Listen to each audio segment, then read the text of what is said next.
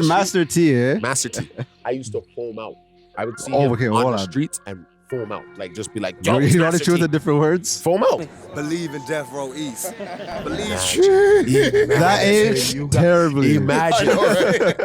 That's a yo, fam. Galen still did collabos and posted with him. That's disgusting. Where's the camera? The camera on me? You are disgusting. Like Toronto sound like a small town. And then you're off it. And it's like, we don't like your talk around here, boy. You might see him giving out awards that get the whole city's panties in a goddamn bunch. And yes, I said panties. Reaction. Okay. Dio Nation. Now, see, that's where you'd say he's foaming at the mouth. No, there was foam left on his mouth. I would DJ like a party, you know, like if there was like an LGBT whatever party, I would find out the words. Okay, my bad. I know, even the way they say it is like a party, you know, like if we just go there and, you know, okay. We love hip hop. When it comes to also Toronto, I feel there's a little bit of a misconception, and people do stop and say what up to people depending on who you are. Yeah, you know what I'm saying? Very much so. I'm not even gonna put myself on a level of celebrity, but like when people recognize me, they're like, celebrity. "A lie, that's you!" Like I've had some wild interactions. Like a man almost crashed his bike, bro. Yeah. On Yonge Street. Like this is like maybe about 4 years ago. Yeah.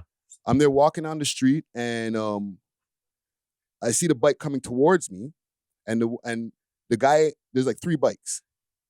The guy in front, he recognizes me and he's like, and he hits the brakes. Hey, a liar, that's Friday. Yeah. His brethren right behind him, boom, hits his back tire and he starts flying off the bike. But I grab his homie. Oh, he's just standing there looking at me, the guy who freaking stopped originally, and I'm there trying to save his homie.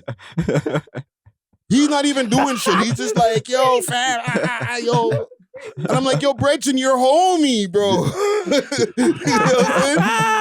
But that's how much the man was like, yo, you know what I'm saying? So, and then imagine like a friggin', if 50 Cent in town, if he's walking down the street, it's crazy. Pandemonium. Yeah. The lineup was like around 2 blocks, bro. Yeah.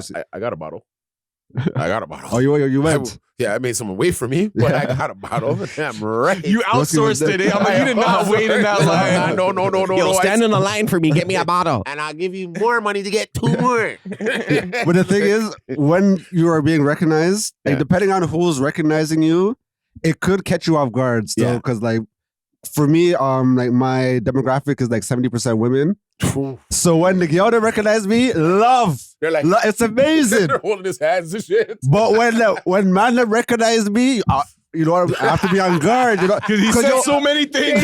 Many things. No, not even that. Because like man will be like, oh yo, you're the DJ from TikTok, a lie. But like just because like you don't really know a man's intention when they're pulling up on you, type thing. You know, like yeah. I've gotten that, and I've had to be like, what do you want? And then they're like, nah, bro, I see you on the show. And I'm like, okay, cool. It's a demo. It's a demographic, yo. That's where you are.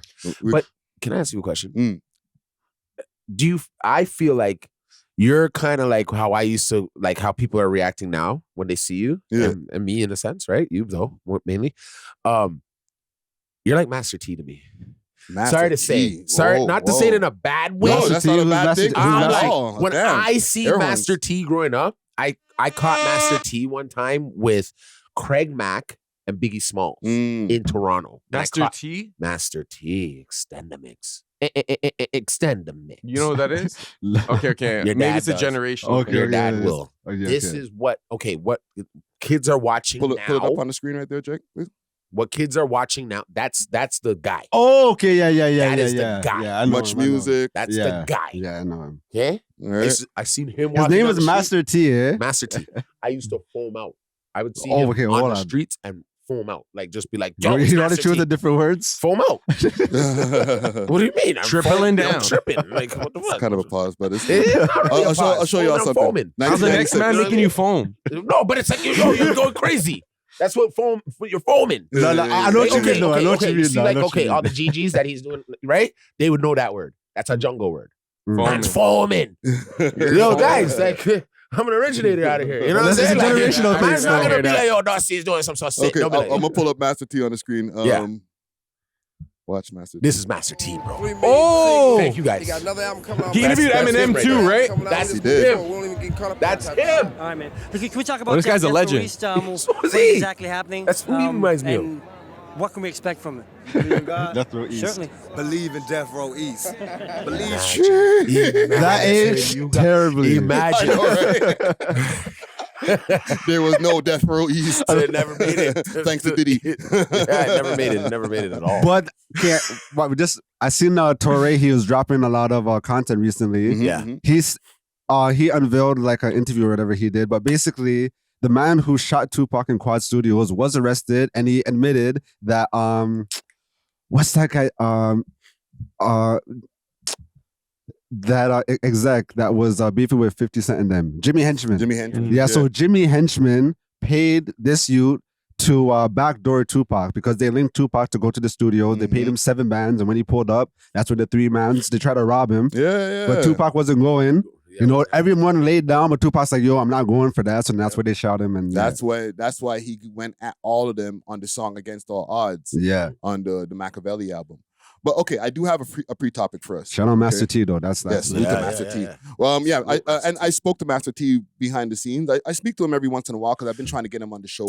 Yo, that'd be crazy. He's coming. Yeah. But he told me like soon forward. Soon forward. I want to ask you guys what happened to Pinky Doll. The white one? The TikTok White girl, girl? right? Ice cream. Ice cream, so Ice good. cream. Yeah. So good. Montrealer. That's for you guys. Yeah. What do you mean what happened to her? She's doing what she's best at. Eating food. Tell me. Only fans. Oh. Are you subscribed? I'm not subscribed, you know, but I'm not gonna lie. I remember when the thing leaked, it looked kind of mid. You know what I mean? Yes. Like, but she has much more production value now, and she's collaborating with more, I guess, OnlyFans stars. She collaborated with the youth there who had the herp the other day. Oh, for real? Listen, Gucci I third follow leg? Gucci third leg. Pause. Right. Yeah. I follow her on Twitter from time when she got popular for the ice cream no good. Yeah. Do you guys remember when the first time, and we reported on this on the show, when the first time her OF leaked, she freaked out. Yeah. She went crazy. I'll even play the clip. I remember because I went and did my research for this Her one. team was getting videos removed and Yes. all that Isn't stuff. she on Love and Hip Hop too? Wasn't she on Love and Hip Hop? No, she didn't get that She- far. she But didn't she get won. that She far, won a right? streaming award. She went crazy. Yeah, she got so I'm up gonna play the there. clip. I went to Google, I put Google. naked, and I click on pictures. I remember this. And what I see, Pissed. there's a lot of page. That's a lot of page. You keep swiping and swiping and swiping. You're swiping. It don't stop. And I see all this website. It's a lot of How dare page. You gonna let other people put my face, my body out here doing stuff like that? We How dare you? we With your love ID. hip-hop. Where's the ID terms? Where's the Tell ID me that. terms? What's up? I'm We love hip-hop. Today. Okay, So yo, just imagine if like you get in an argument with her, she starts yelling at you. I think it'd be sexy. No, that's what facts. I'm thinking. That's what I'm saying. I was thinking that. I was like, girl. I was like, I don't mind the accent. Calm down. Why she message you? Why she message? Okay, Where's but, the ID? I will never make You it follow happen all again. these pages? I'm sorry. but there was a point of me just a geyser. even bringing this up because remember this is from 2 years ago, right? Yeah. She went crazy of anybody even thinking like she's like I had a family and stuff like that. How could you think that I'm an OF chick? And now she's performing with her Gucci derpy. third leg. If you go on her Twitter, okay, and listen, I might have to blank this out on the thing, or I might not even show this on the screen because Lord, I followed her on Twitter from back then, but I started seeing changes. Yo, I'm gonna have to retract another award still. Top 5. Give me back the biggest fall off award. You think she fell off? Bro, when the ice cream so good Yeah, was too. popping, she was on like every platform. Everyone was reacting to her. Yeah. And then now you are doing OnlyFans content with the man infamous for burning girls. Yeah. Yeah, Bro, and fam, I can't even find her page right now. I might have got it taken down because I've seen all kind of wild shit on her Twitter. Her sucking dick. Yo, fam, it's just balls to the wall, pause. Like she doesn't care no more, fam. So all that, it's on Google, it was on Google. And she dropped her music video. She was trying to act like I don't do that. All I do is pop popcorn and say ice cream so good. Like, fam, you're fully like a corn chick, fam. Yeah. Like, You do collabs with people, and then you post it on Twitter like all the rest of them girls to try to get mans to subscribe to your OF. What changed? None. Fam, the landscape, she's in Canada, so Canadians don't get paid from their TikTok views. But her live... I was about to say, sure, she gets paid from her live streams and stuff. But Yes. once you reach a certain threshold in lifestyle, like, I think the lifestyle she's living now is completely different than before all this stuff went viral, you know? So before, if she's making 2 bands, 3 bands a week off TikTok, that's blessed, you know what I mean? But now, like, okay, you are being mentioned with, like, I don't want to say like Cardi B's and like Lottos and stuff, but yo, like she went on the Shade Room like to that viral like level crazy, you know what I mean? Up. And like if you look at the Miles Morales guy, yeah, his stuff went down a little bit as well because the whole landscape went down. Hold on, you got to explain who Miles Morales, because a lot of people they're into the hip hop lore, but they're not into the full internet lore, right? Okay, so the Pinky Doll, she was doing the ice cream so good. This is like the NPC stuff. Yes. Miles Morales, he was like a black guy. He was doing the NPC Spider-Man version. So he's in the Spider-Man suit. Yeah. But he was going to like different parts of New York and he was doing it, but then man started like trying him and stuff and blah, blah, blah. So then he just, at a certain point, he just started doing it back at the crib in more obscure locations. You're missing out some parts. What else happened? Because he crashed out, bro. He went on a, like, he just started breaking character on a regular basis. Oh yeah, he did. But mans are trying him though, so he had to. Man's robbed him a few times. Like, it just went bad, bro. But the difference is he was in the States, so he's in New York City. So like, on film. Kai was seeing that, like, yo, even everything he was going through, he was staying consistent with his content. He was still trying. So when Kai did Mafiathon 2, he's like, yo, forward. You do the same NPC stuff, but like, yo, while I'm sleeping, entertain the audience or whatever. And that's where he got not only a bag from Kai, but a whole new audience of millions. Yeah. So now he was able to, like, he's streaming now, he's doing his YouTube thing now, as well as still doing the TikTok live streams and stuff. So I feel like he had a better way to pivot and more opportunities and resources. Look, I'll show you the guy. If you could hit number 4 and do it, Jake. Thank you. See him there? One tick chick in the building. That's a lot of bits, you know. You should probably save those for later.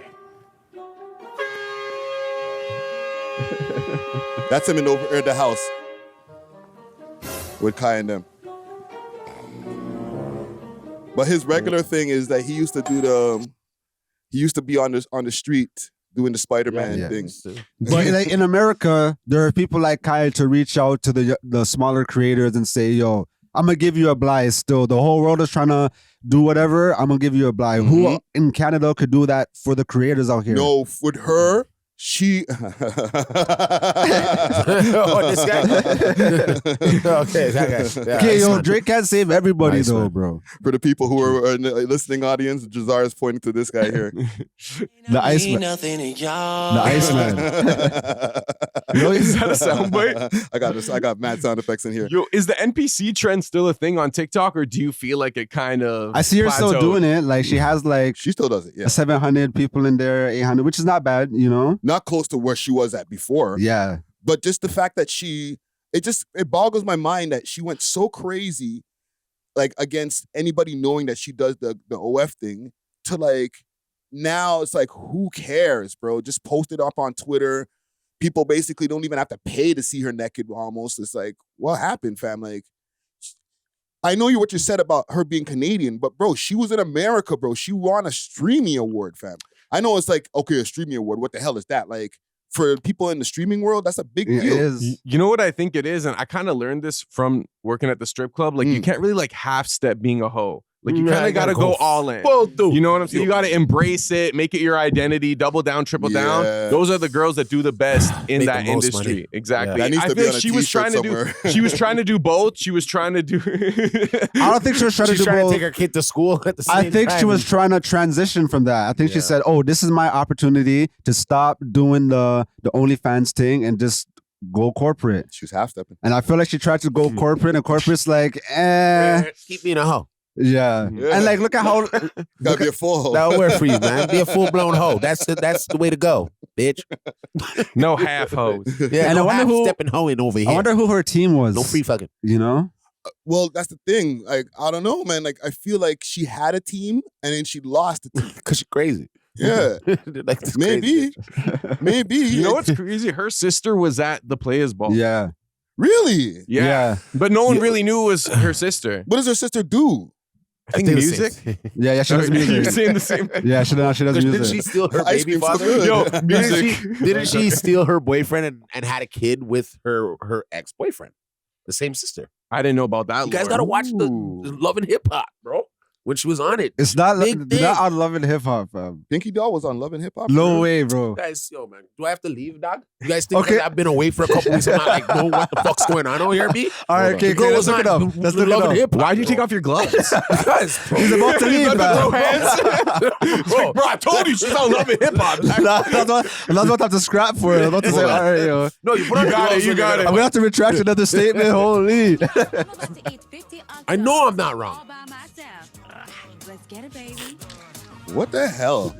Go Yeah, look. she started doing the. Yeah, Damn, she better. looked good. Guys thought I was bullshitting. Yo, so that makes it even worse. Thank you. Yeah. She was on Love and Hip Hop. fam. Look what Cardi B did from Love and Hip Hop. You can still dog. have 2 awards, though. But Cardi B also has an OF.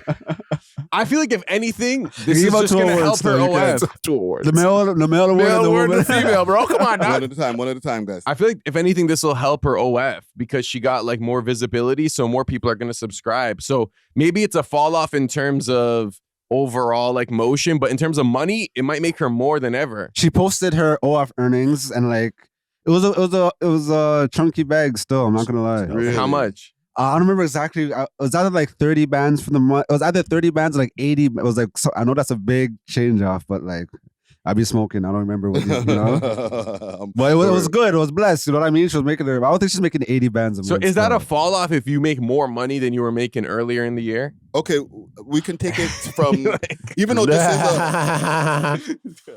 is a Canadian rapper or because she is a rapper, right?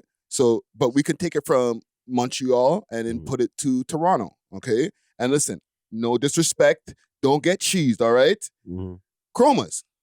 Oh, right? shoot. She was known as like a popular rapper, even though not everybody liked her raps and stuff, but she was known very popular as a rapper.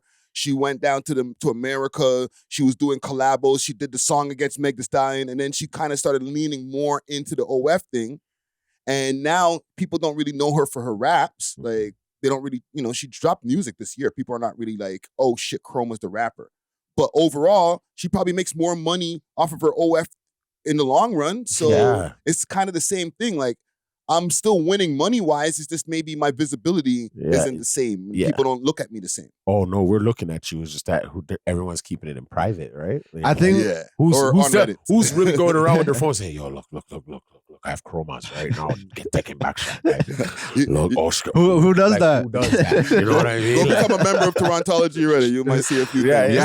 But what I was gonna say, I think fall off, it refers to perception. Okay. You know what I mean? Because like they'll say, "Oh, Chameleonaire fell off," and like, yo, the man just became a tech bro, and he actually became way more richer. But perception-wise, like in what you were doing, like you fell off of the rap thing. Like I don't think it's a bad thing if you're saying, we're not saying that, oh, like you died in all aspect of life and like there's nothing valuable about you. We're just saying what you were doing before you fell off. You lost relevance. But hold on. How long does rap work for certain rappers and things? That's what you have to ask. Like, there is a time limit sometimes for some people's.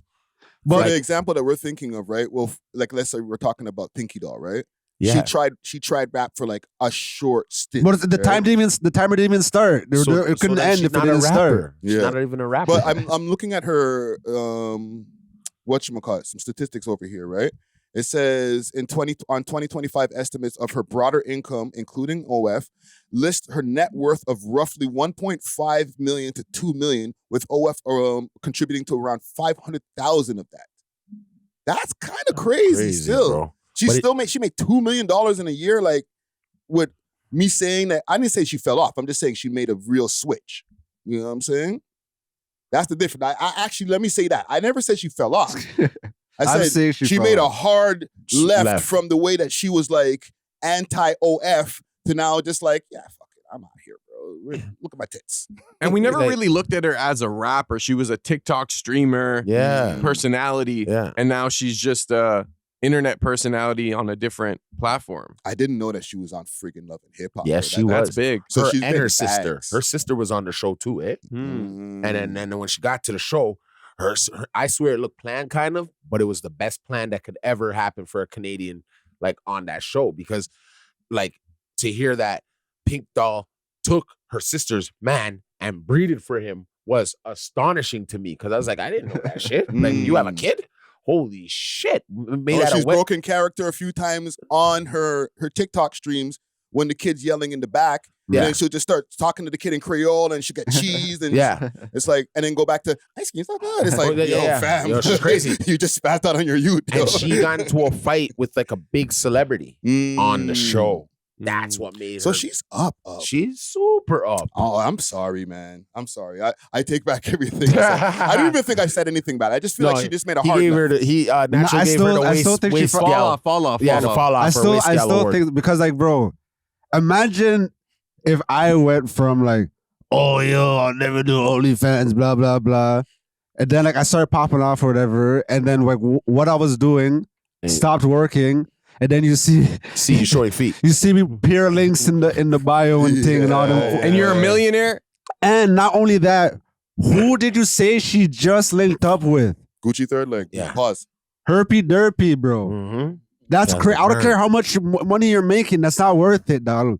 Like, even the girl them that be, I'm an NBA young boy backstage. Yeah. But enough girls linked with that guy. Enough girls linked with that guy. Bro. That's but not. You gotta remember, that's not lit. That's not a flex. But hold on. For some guys, right? Because I don't want to put out my friend who has that, but it's when they have the breakouts. When they don't have the breakout, he freaking, eh? Make him get one piece of stress though, and you know what I mean, and go mess with a girl. That girl can get it, right? But when they don't have the breakouts, it's not like, I guess, what would you say? Transmittable? Yeah. So that's why, like, you know, but this guy's the poster. Pills too. There's pills. They're on top of their pills, bro. That's different than being the poster boy of a venereal disease, bro. I get you, but I thought it was Usher. It's a lot of men out there. Usher doesn't do OnlyFans. NBA young boy. Yeah, supposedly Diddy has it too. Not in that world. In the OnlyFans world, it's that guy. Yeah. Remember when he came? Remember when he came to Toronto and then Yeah. people had pitchforks out for this guy? Like, yo, what are you doing here? You're gonna try to infect the Toronto Geldom? So and Geldom still linked with him. and then leave the Geldom with us? And they're still linked to them. But Geldom still linked with him. That's a yo, fam. Geldom still did collabos and posted with him. That's disgusting. Fam. Where's the camera? The camera on me? You are disgusting.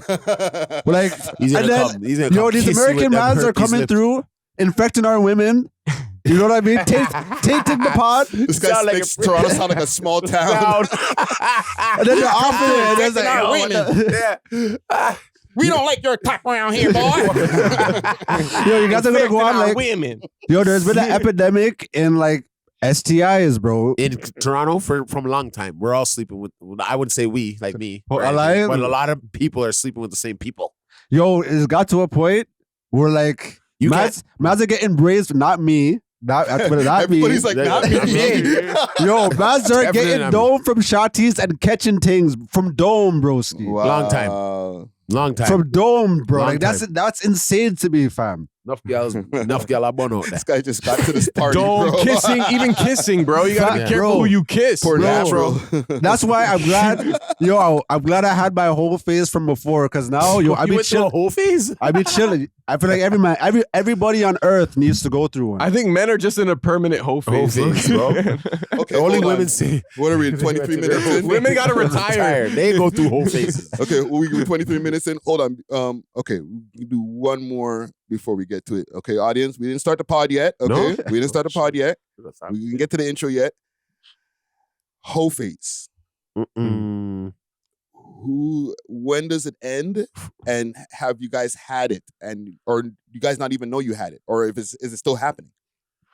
Okay, can we define hoe phase? Is that when you just sleep freely with a So bunch you're of wilding. It's in your you're in your bag. Yeah. Okay. It could be Everything I get single, kicked not down. single. Like you're just in that time where you're just like, I don't care. I'm just trying to get as much pussy as I possible. feel like university times for me, like maybe like 19 to like 24, 25, I would say that was my hoe phase.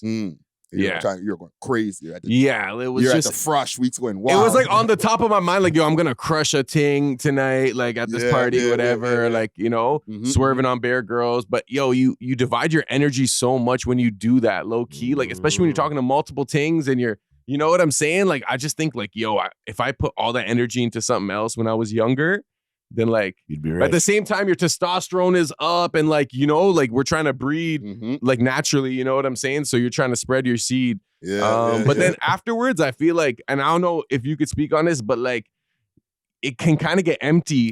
You gonna say that?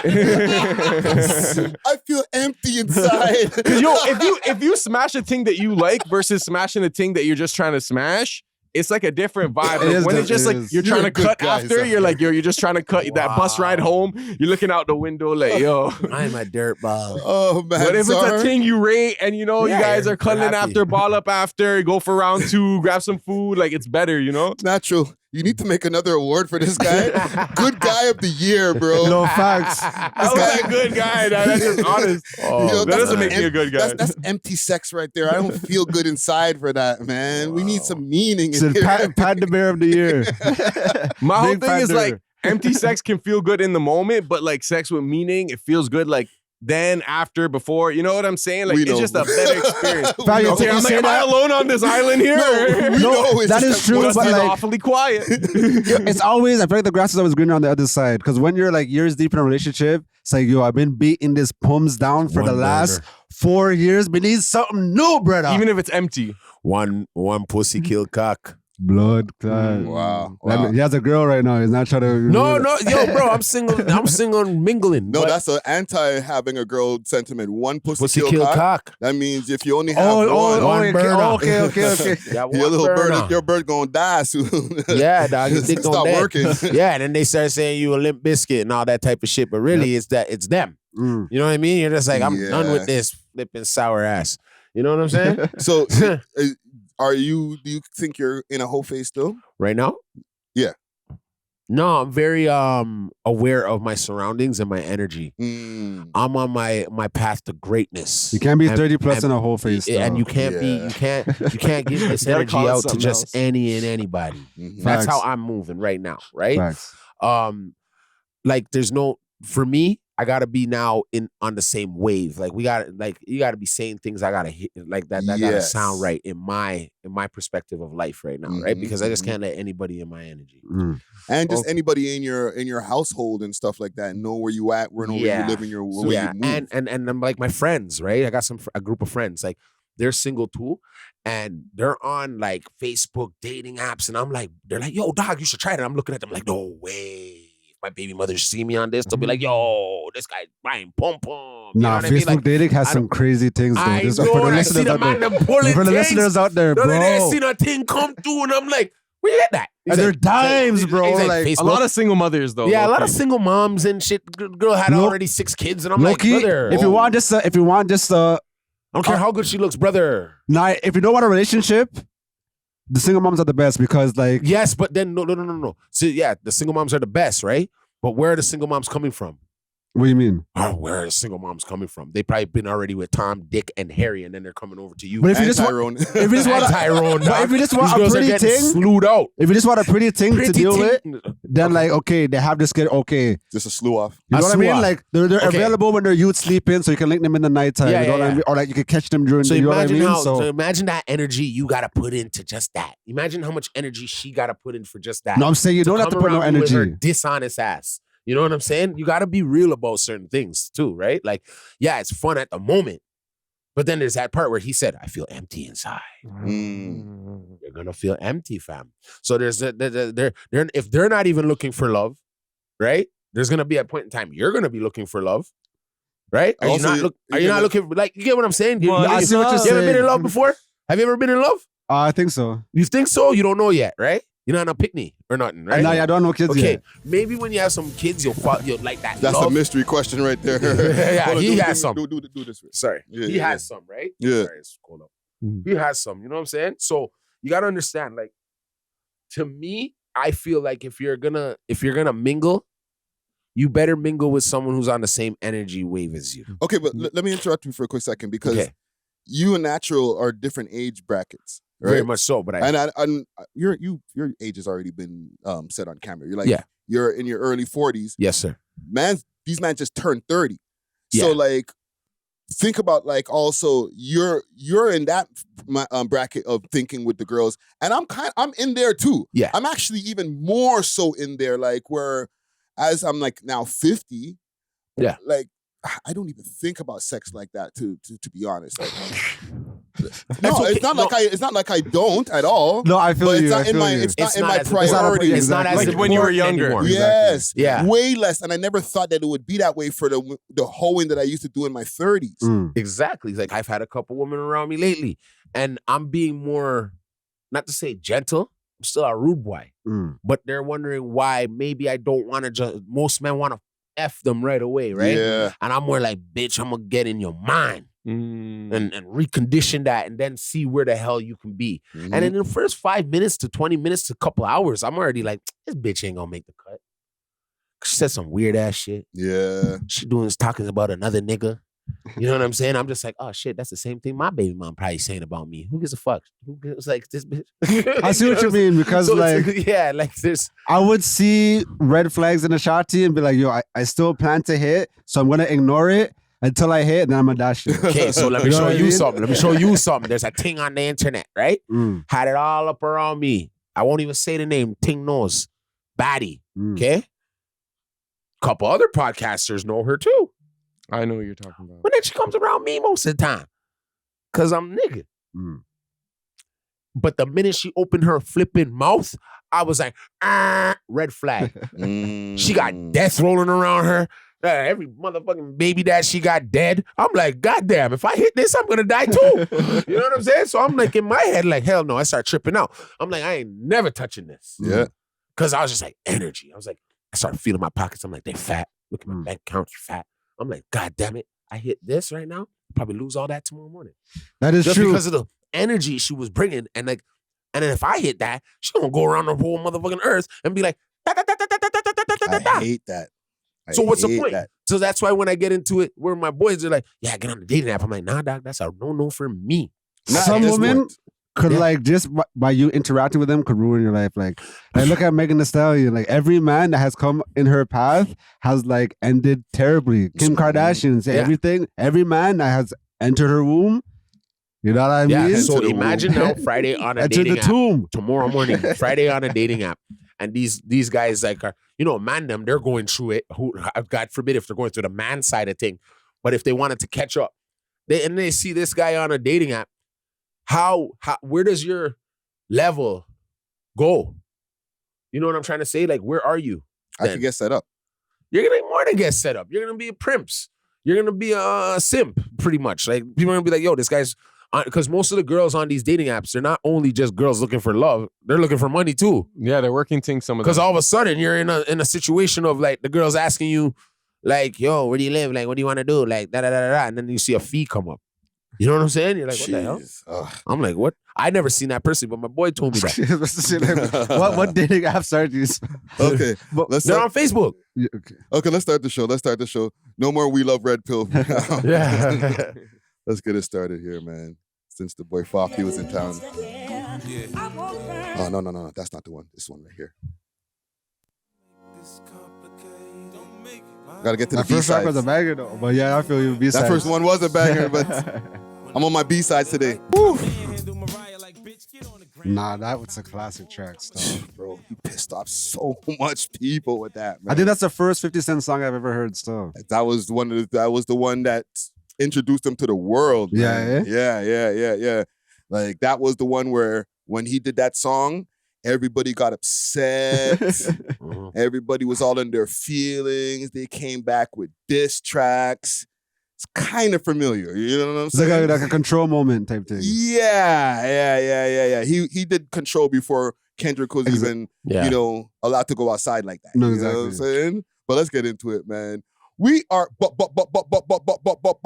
the world's most smoked out podcast. We love hip hop. I'm your host of the most host, Friday Ricky Dread, aka Christmas Rick, aka the hack right here, the one that to get you your viral moments, aka the voice of the city, aka 100 blunts to the head, aka I don't know. I got no. Light your ass up if you get out of line with him on the internet. Give you a digital spanking that make you run away. Yeah, don't let me get on my live streams, man. It can get spooky out there.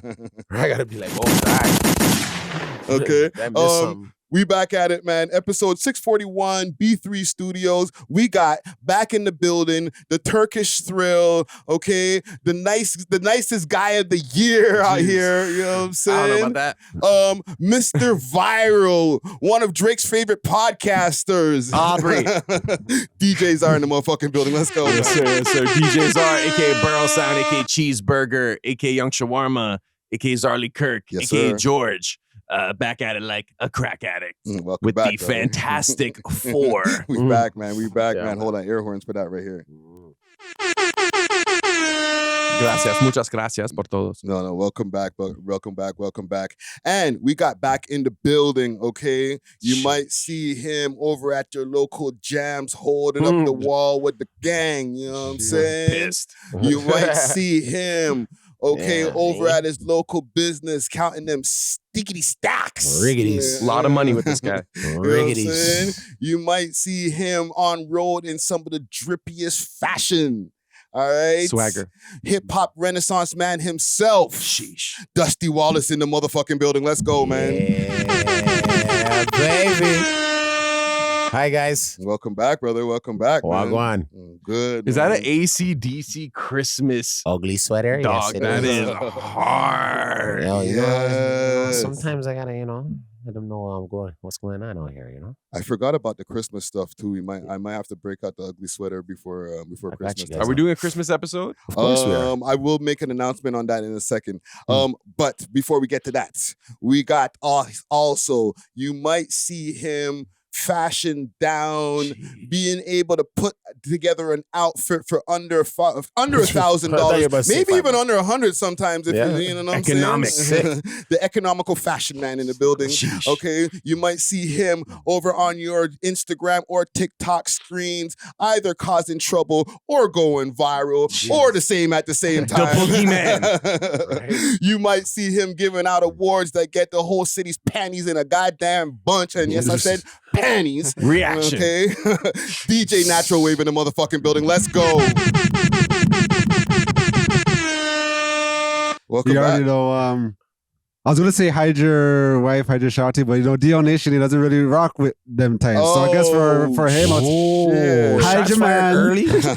Shots fired like that. Hide early your in the boy. game. What did he say? That's my ball. Right? That's my ball. D.O. Nation. Now, see, that's where you'd say he's foaming at the mouth. Damn. No, there was foam left on his mouth. Oh, you were the size. The man wants to make diss records and man, I'm having him like this right now. That's crazy, B. Don't worry, we'll get it. We'll give him his little clout in a second. Keep Light on his ass watching, brother. We'll get to you later. Bam. Hour two. He's reacting to this right now, so they said they're going to get to it later.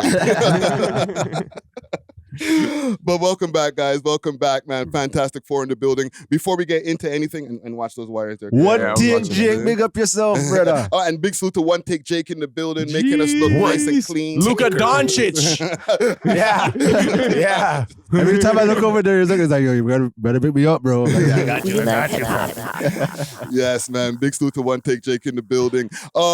Before we get into anything, quick salute to the sponsors. I want to start off with Exotic Hot Pots. Okay, Exotic Hot Pots. They got exotic blends of grabba. They got their own strains, and the strains are crazy. Okay, and they got some really dope apparel as well. You know what I'm saying? If you want to get some of that, get your hands on some of that Exotic Hot Pot, hit them up on their Instagram page. That's exotichotpots.ca, and you could also, or Exotic Hot Pots, and you could also find them on their website, exotichotpot.ca. Also, if you want to get your cars detailed and get everything nice and clean, you got to go over to Road Ready Detailing. You know what I'm saying? That's 750 Oakdale Road, Unit 66. Okay, you can get your cars detailed, get your ceramics, get your wraps, get your tints. Okay, and they got exclusive specials. What's some of the specials that you got going on right now? Right now we have the happy hour.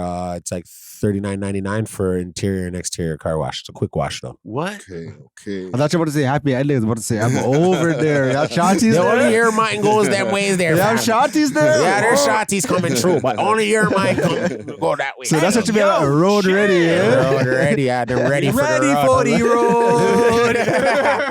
Yo, we'll make a clip, a soca song. Right. So make sure to hit them up. That's 750 Oakdale Road, Unit 66. Find them on their Instagram page. That's Toronto Road Ready Detailing. And you know, when you go in there and if you see the boy Dusty, yeah, yo, you heard about them on the podcast. And I'll give you 10% off. Oh, air horns. I could do that. You know what I'm saying? Talk to the boss. Yes, bye. So, before, and I'll get to the other ads in halfway through the show. Yes, right? sir. Before we get into anything, how's y'all been? How's your week's been? Everything's been cool? Like, let's start with you, DJ Czar. How's your week been? It's been good. Yeah, just been gigging, working at the Rip Club. Hold on.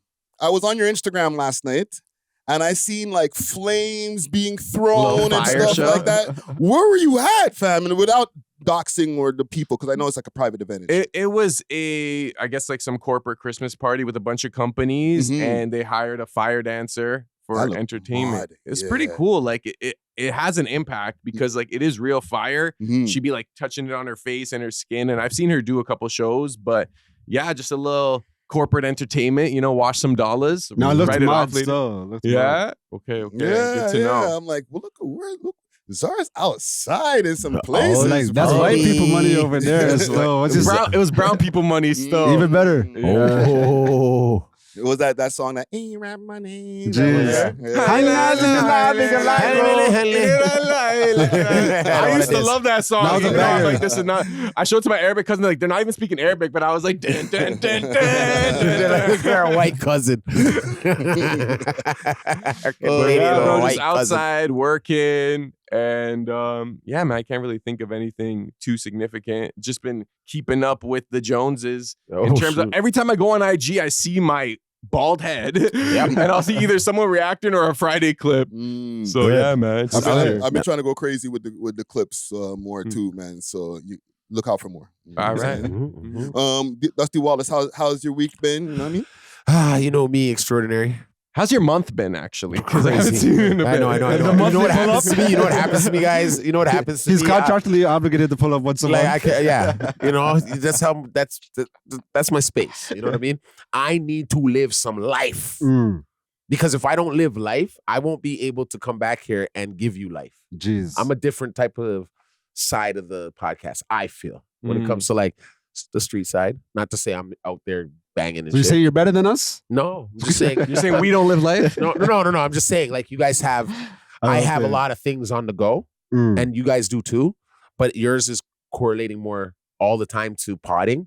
Mine is being as you've seen, I've done outside work, like the Import Expo and stuff like that, right? So I'm more putting myself in like a car world, right? So I can come back and I have my little exposure now too, because the guy from Raptors, right, the owner of Raptors, he'd be noticing my shit. You know what I'm saying? So I'm trying to tap into something else to help us too. Dusty is the street team in a sense. Yes, I am pretty much so, because that same the last pod why I couldn't come too because of my car, but I was at Fabulous show, so that was a good. I met Fabulous. How was that?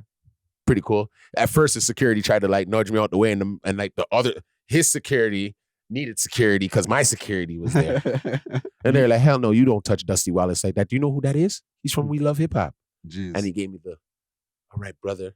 You know, and I told him to check out the show. And then last night I was at 50 Cent. Hold on. You might not want to check out the episode. What did you do, dog? What did you do? I'm playing. We were nice. We didn't. What did Fabulous, you do? though. We didn't diss Fabulous. Was I there, though?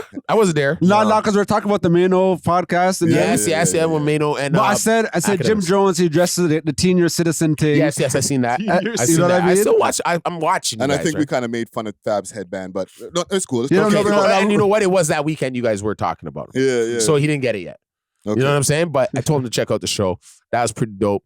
And then I went to 50 Cent. Jeez. I did some other elaborate shit. Don't really want to get into on live, right? But then you guys did the show with the cops. And then the day you aired it, the next day I get pulled over. Damn. On some like just wanted to see who the hell I was. I don't think Constable Dunkley was behind that. No. Salute to Constable. Can I be real though? They watched the thing.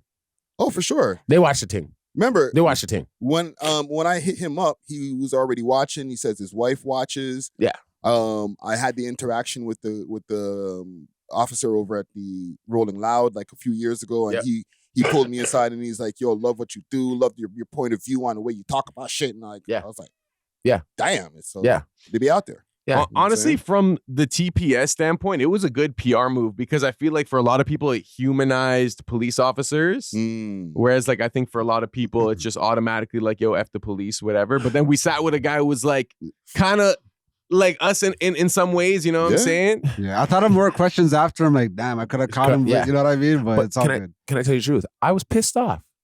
Why? I got mad at him. Why? I told him, what the fuck are you doing, bro? He's like, sorry, sir. Oh, the one that pulled you over. That's about Officer Dunkley. I got mad. I got mad.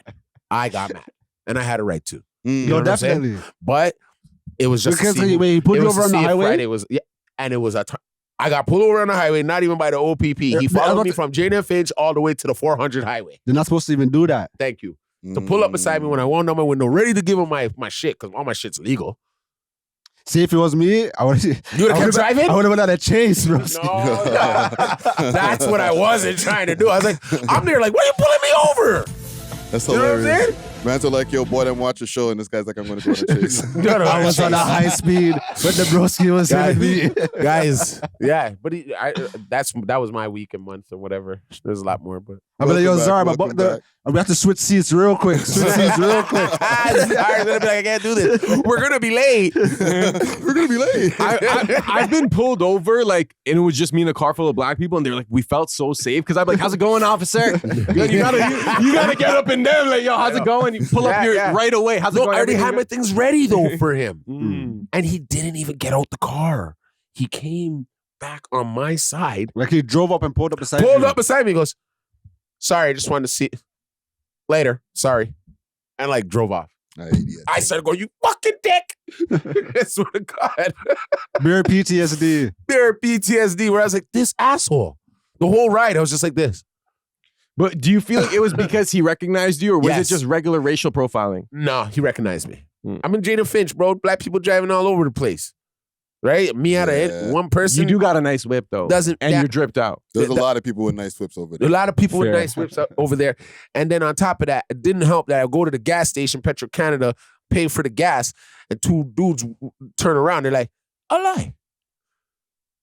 Guy, Friday? You know what I mean? Start saying Friday name, my name. You know what I'm saying? So I was just like, I don't know where they were at that moment, why they even followed me. I don't know. But well, welcome back. Don't hit the table, man. Welcome back. Yeah, make sure you cut that out. DJ Natural, how's your week been? Okay, I'll keep it quick. Thursday, I went to like an industry event or whatever. I shout out Don Valley. He's like an industry. Salute. Don Valley. Yeah. Okay. He said he's trying to come on the show, you know. So if you're down, you know, we could try to facilitate that or whatever. Yeah. We'll talk behind the scenes. Exactly. And then Saturday, I went up to Georgina or whatever. I don't know. I don't remember exactly what it is, but up north, up there. Georgia Bay? No. It was deep or whatever, right? The sleepover party. Yeah, exactly. It was mud still. It was mud. But the one thing is, like, normally my mantra is I got you. Elias, Shorty Count. Normally my mantra is expect nothing, so anything that happens is the greatest, you know what I mean? Yep. But because I was trying to get the triage or whatever, because I still had an amazing, like, I still did my thing. You know what I mean? Like, I dealt with a one shots, but like, because I didn't get the triage that I wanted, it was kind of, I don't want to say disappointing, you know what I mean? But like, I set the bounds too high for myself, you know? Gee, that's what I'm saying. Lower your expectations. Yeah, bro. Before we get into the pod, I got to give you a quick piece of advice because I think you got your brain like fixated on the triage. You know? Take it out of your brain, you know what I'm saying? Like Zen, you know what I mean? Like act like it's never gonna happen. Like who cares? And then it's gonna happen. And then boom, next thing you know, you might have a 4 eyes. You're like, oh my God. No, you're right. Right? But you gotta like erase it from your brain. Like you never thought of like that moment there with the 2 Indian shots. That never happened. Okay. You had 2 Indian shots? I went to the club. We talked about it like a couple of pods ago. Yeah, but yeah. I went to the club and then it was again so close, but like so No far. cigar. That's why he's got it in his brain now. That's like, yo, I gotta achieve that. Just make it like that never happened. Okay. You never got that treehouse before though? Nah. It was just crazy because like I have a lot of bodies, but it's always been like one-on-one, Yeah. But like, yo, and certain mans, they count trains as threesome. Like, oh, no way. Like, yo, listen to Relentless. Yo, you niggas over there are crazy. Oh, You're sleeping with the man too. Oh, if a man and a man is... if you're doing a train, you're sleeping with the man too. Relentless Diaries, I rock with them, but they say that if a man and a man is there with a shotty, that's a threesome. I'm like, that's disgusting. That's what... Humanism. It's a train, a lie? It's a train. Yeah, it's a train. Gangbang, Eiffel Tower. It's just whatever it is, because a threesome is lit. 2 men in a one room is not lit. It's not lit, bro. That's almost borderline. Don't say it. Sorry, R word. R word. Okay, let's get to our topics. 50 Cent was in town. I want to give a quick minute to give a shout out to Exotic Hot Pots, Canada's loudest brand. From high-grade strains to authentic grabber and all the rolling essentials, Exotic Hot Pots is about elevating your smoking session in true 5-star fashion. If you want delivery, make sure to hit them up on their Instagram page, Exotic Hot Pot, and let them know that the We Love Hip Hop crew sent you. Big salute to the sponsors. Cheer! Yes, he was. You know what I'm saying? I will play something because he came over to do a bottle signing over at the LCBO. And a lot of people showed up. Like there was a lineup around the corner. You know what I'm saying? Around the corner is an understatement. Yeah. But this guy here, he came down from Brampton to go see to come see 50 Cent on his bike. You know where we're right from? Brampton. You guys don't even know how to ride from Brampton. See this? We customized. Let's go. No, man. Return Nation, I just rode my bike from Brampton just to come out here. I already got the tickets for tomorrow. Toronto is a weird place. I love it. Do you feel like he rode his bike out of necessity, or was it like exercise and the flex? Can you not tell he's kind of mad? It was necessities though. I'm like, maybe that shouldn't be a priority meeting 50 Cent if you got a bike from Brampton, but that does show dedication. Can't tell that, it's kind of. But yeah, he came through. He did the bottle signing. He was over at Rebel. You were at Rebel last night there with him. Like 50's been out here, man. What do y'all? Actually, I have no questions. Great performance. Great performance. What's up with 50 and the love for Toronto? I think it's like he has like a certain kinship or extra love for Toronto. Soft spot for us. Yeah. Filming. Film. From Get Rich or Die Trying? Film. Yeah, film. I think Netflix has a situation over here too. Isn't he like around, super tapped in with Cherry the BFR mans as well? He is. With the BFR manism, yeah, for sure. Yeah. And 50 Cent. And Drake, sorry. Yes. Him and Drake. Him and Drake are friends now. Yeah. And it's Toronto now. Are we talking about, we're in Winnipeg or something? If you think about Canada, where am I going to go in Canada to promote my things? Toronto. You're going to Toronto, fam. Yeah. Montreal will give an argument still. Montreal is like, okay, I go to Toronto and then I'm going to Montreal next. And or I'm going to Montreal, then I go to Toronto next. And then but maybe Vancouver. Yeah, exactly. But like. And even Vancouver, like to go there, like now you're going to the other side of the country. Coast. So you may as well go to Vancouver if you're already in the West Coast. Exactly. And then just be like, all right, let me just go from Seattle to Vancouver. You know what I'm saying? But if you're not there already, you could just do Toronto, Montreal, and then just leave. Yo, does 50 Cent still not drink? No. But he sells alcohol. Damn right. Yes. That's kind of interesting. This is like not even his first one. I think this is like his third alcohol. Yeah. Do you feel like that kind of removes from like the credibility? Like, have you ever heard that Kanye bar where it's like, don't trust a bartender who don't drink? Yeah. I don't know. For me, if I found out that somebody's selling me like a certain kind of loud and they've never smoked no loud, then I would be kind of questionable to buy their shit. That's what I'm saying. Like it loses that credibility, that trust. Yeah. But it's different with harder drugs. Like if you're buying crack off someone, they don't do crack, you're kind of happy about that. And I was going to say that like, it's just like a brand, it's more like a brand partnership type thing where like he's the face of the brand, but this is not, or is it his actual liquor? Like he's distilling it and stuff.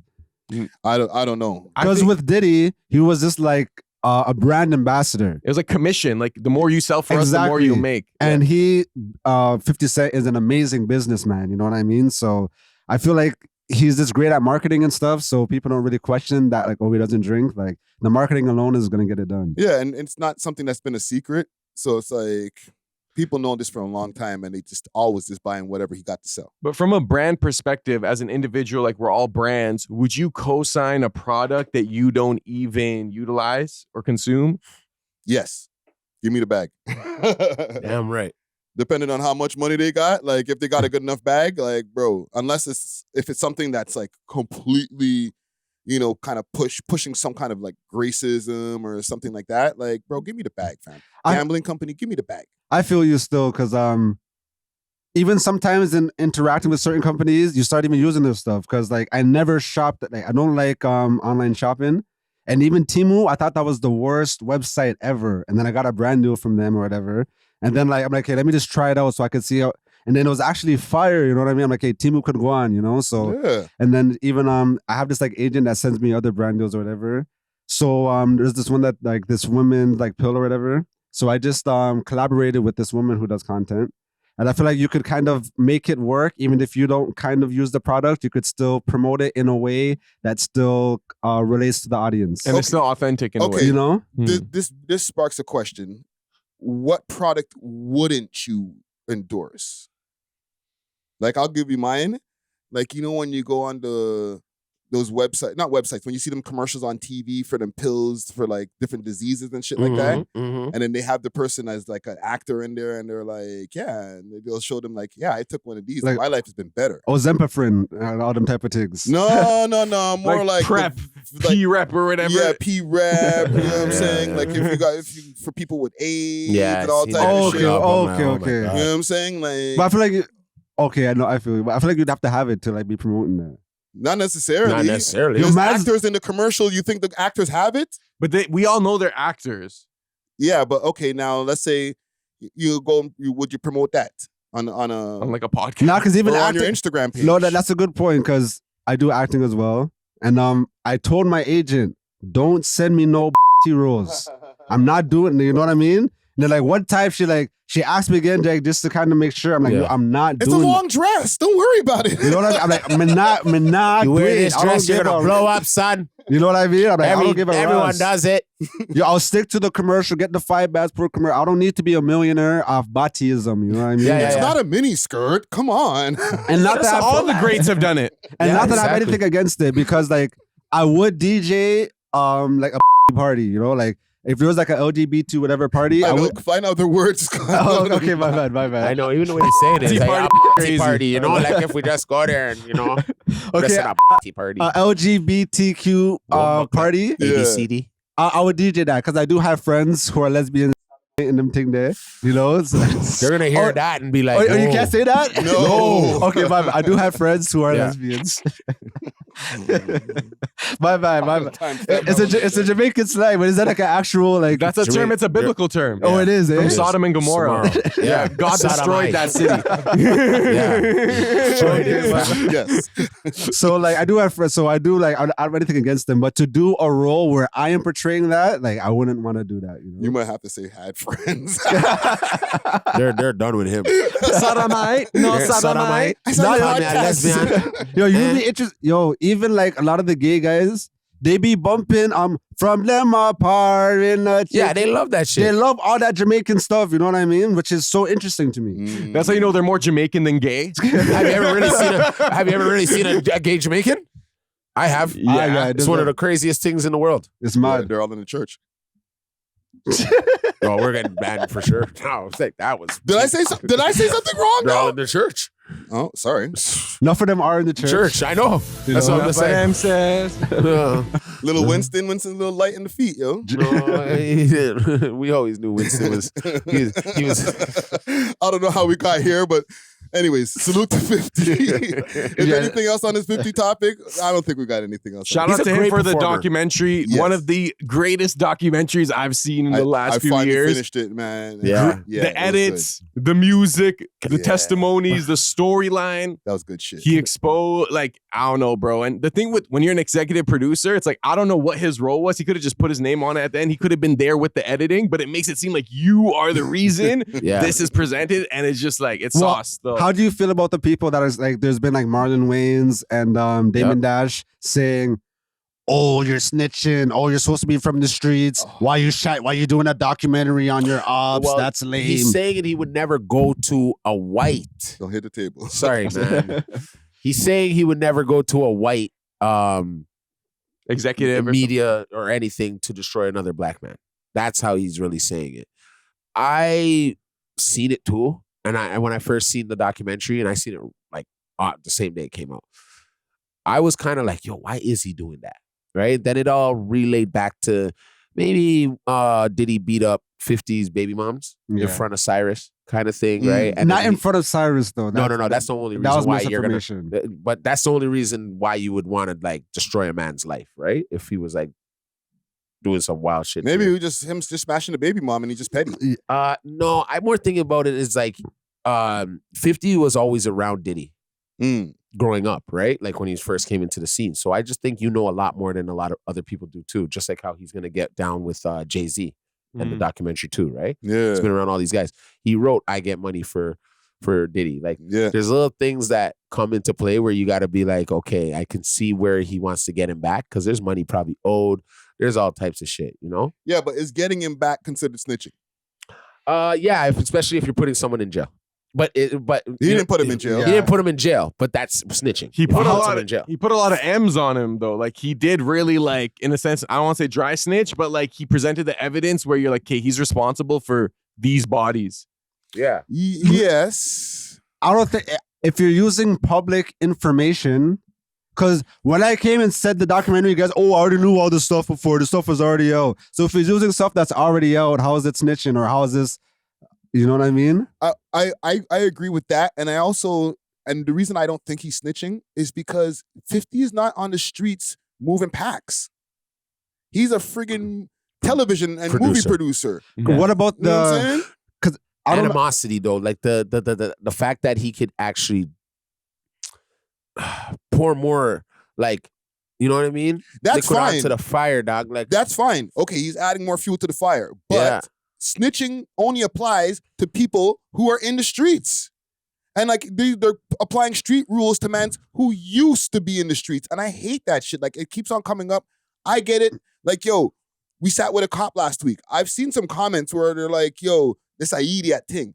It's an idiot thing for who? Ricky Dredd, who used to be moving packs, or Friday Ricky Dredd, who's sitting here podcasting? Because it's not an idiot thing for me to sit with a cop if I'm a podcaster. No, but if I'm on road still moving packs, then yeah, it's a super idiot thing. Can't be there. But I feel like there's an expectation that once you're a part of the streets, you'll always be a part of the streets, even when you're not. Even when you have 1 foot in and 1 foot out. Mm-hmm. Okay, we keep saying streets. Well, what are the streets? Okay, what is 50 Cent shining a light on? Oh, this man was beating, abusing all these black women and stuff, taking advantage of artists. None of that is street shit. Like the man's are talking about domestics as this like street stuff. Yeah. But also like M's and stuff. Like he wasn't just talking about They never said, but they never put no M's on him though. Yeah, they did. They put Tupac. They put that guy that got shot in Lil Rod's studio. That wasn't an M. That wasn't an M, but it was still like I'm tempted. It's still a crime, you know? A big crime. Even the girl that got shot in the face, but we kind of already knew that. And this then you could argue that Biggie, his involvement in Biggie's like death. This is all public information though. Yeah. So if a man uses a public story that's already out, like you're going to like 50 Cent went in the interrogation room and said, oh, yo, I have some undisclosed information about the Tupac. How about the Kofi D phone call, right? Because I think they were cooperating with the FBI, like with this documentary. And like, I don't know if that was released before where the guy was hearing Kofi D's testimony of the night saying, yo, Puff paid us, said he'll pay us $1 million. That was already out. That was already out. Okay. But it was not in like a Vlad thing. It was like on YouTube somewhere. I've heard that. Oh, okay. Yeah, and it's already in FBI custody. You know what I mean? So publicly, like, accessible information. You're right. I still believe though, a part of this is like acting. Like what? Something to it. Like how it was all like documented. You know what I mean? Like even in the beginning of the documentary, how like Diddy was talking, I think, to a lawyer and saying like we're losing, and you know what I mean? Like it's and like for 50 to have that footage, that does like to me, I'm less like, these guys are all working together. No, Like- that's the exclusive footage that we saw. Yeah. Is like the cameraman's footage that they Yeah, like confiscated. 50 or must have obviously gotten that, right? Yeah. Then after he 50 set up something in like the system where like Diddy can never come for him. You get what I'm trying to say? Like they made it where he can never come for him because he has other things that are buried that he's willing to release when he like is about to get out, or like just to keep him there longer or something like that. Like if you dig down into this more deeper, you'll see what I'm talking about. Okay, Dusty, I want to ask you because you also brought up going to the white man to bring down another black man. Yes, very much so. There was things that was going on just before like now the ending of 2025, like casinos but and stuff like that in the state of New York and in New Jersey and stuff like that, right? So these men are very wealthy black men.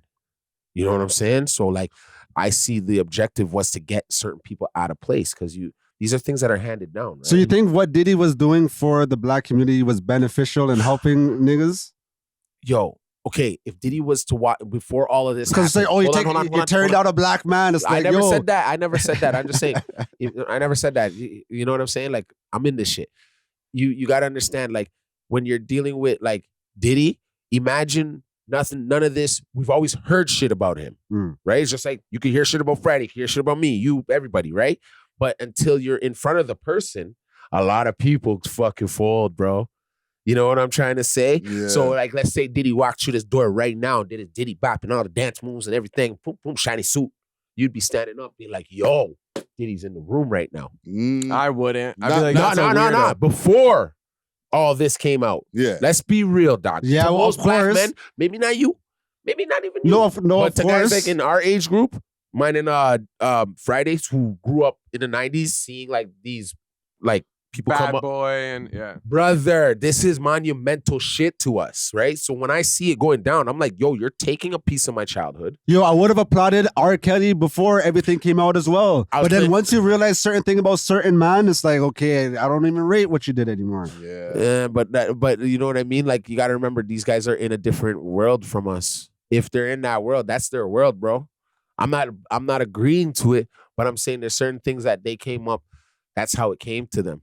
So the same thing I don't know what world man are doing PDF things in. That's and you're not even that deep in the music industry. Then go put your foot more in it and see what the hell's going on.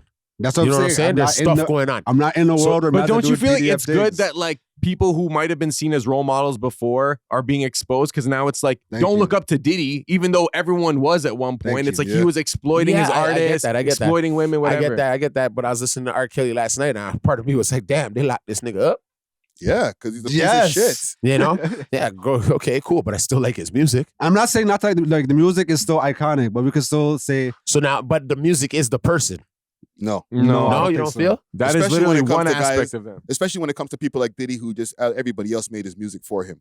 Yeah, okay, but like a guy like R. Kelly, not to go off track, but like a guy like R. Kelly was, you know what I mean? R. Kelly had like a God-sent voice, like God-sent talent. So you can never deny the musicality. Okay, so some of the songs that he was singing were very sexual. Well, I think two things could be true. Yeah, the sexual songs, I'm not trying to hear them, but I still bump like certain tracks. Okay. Or Ignition remix. I wish I still bump that, you know? I got one for you. You still listen to Young Buck?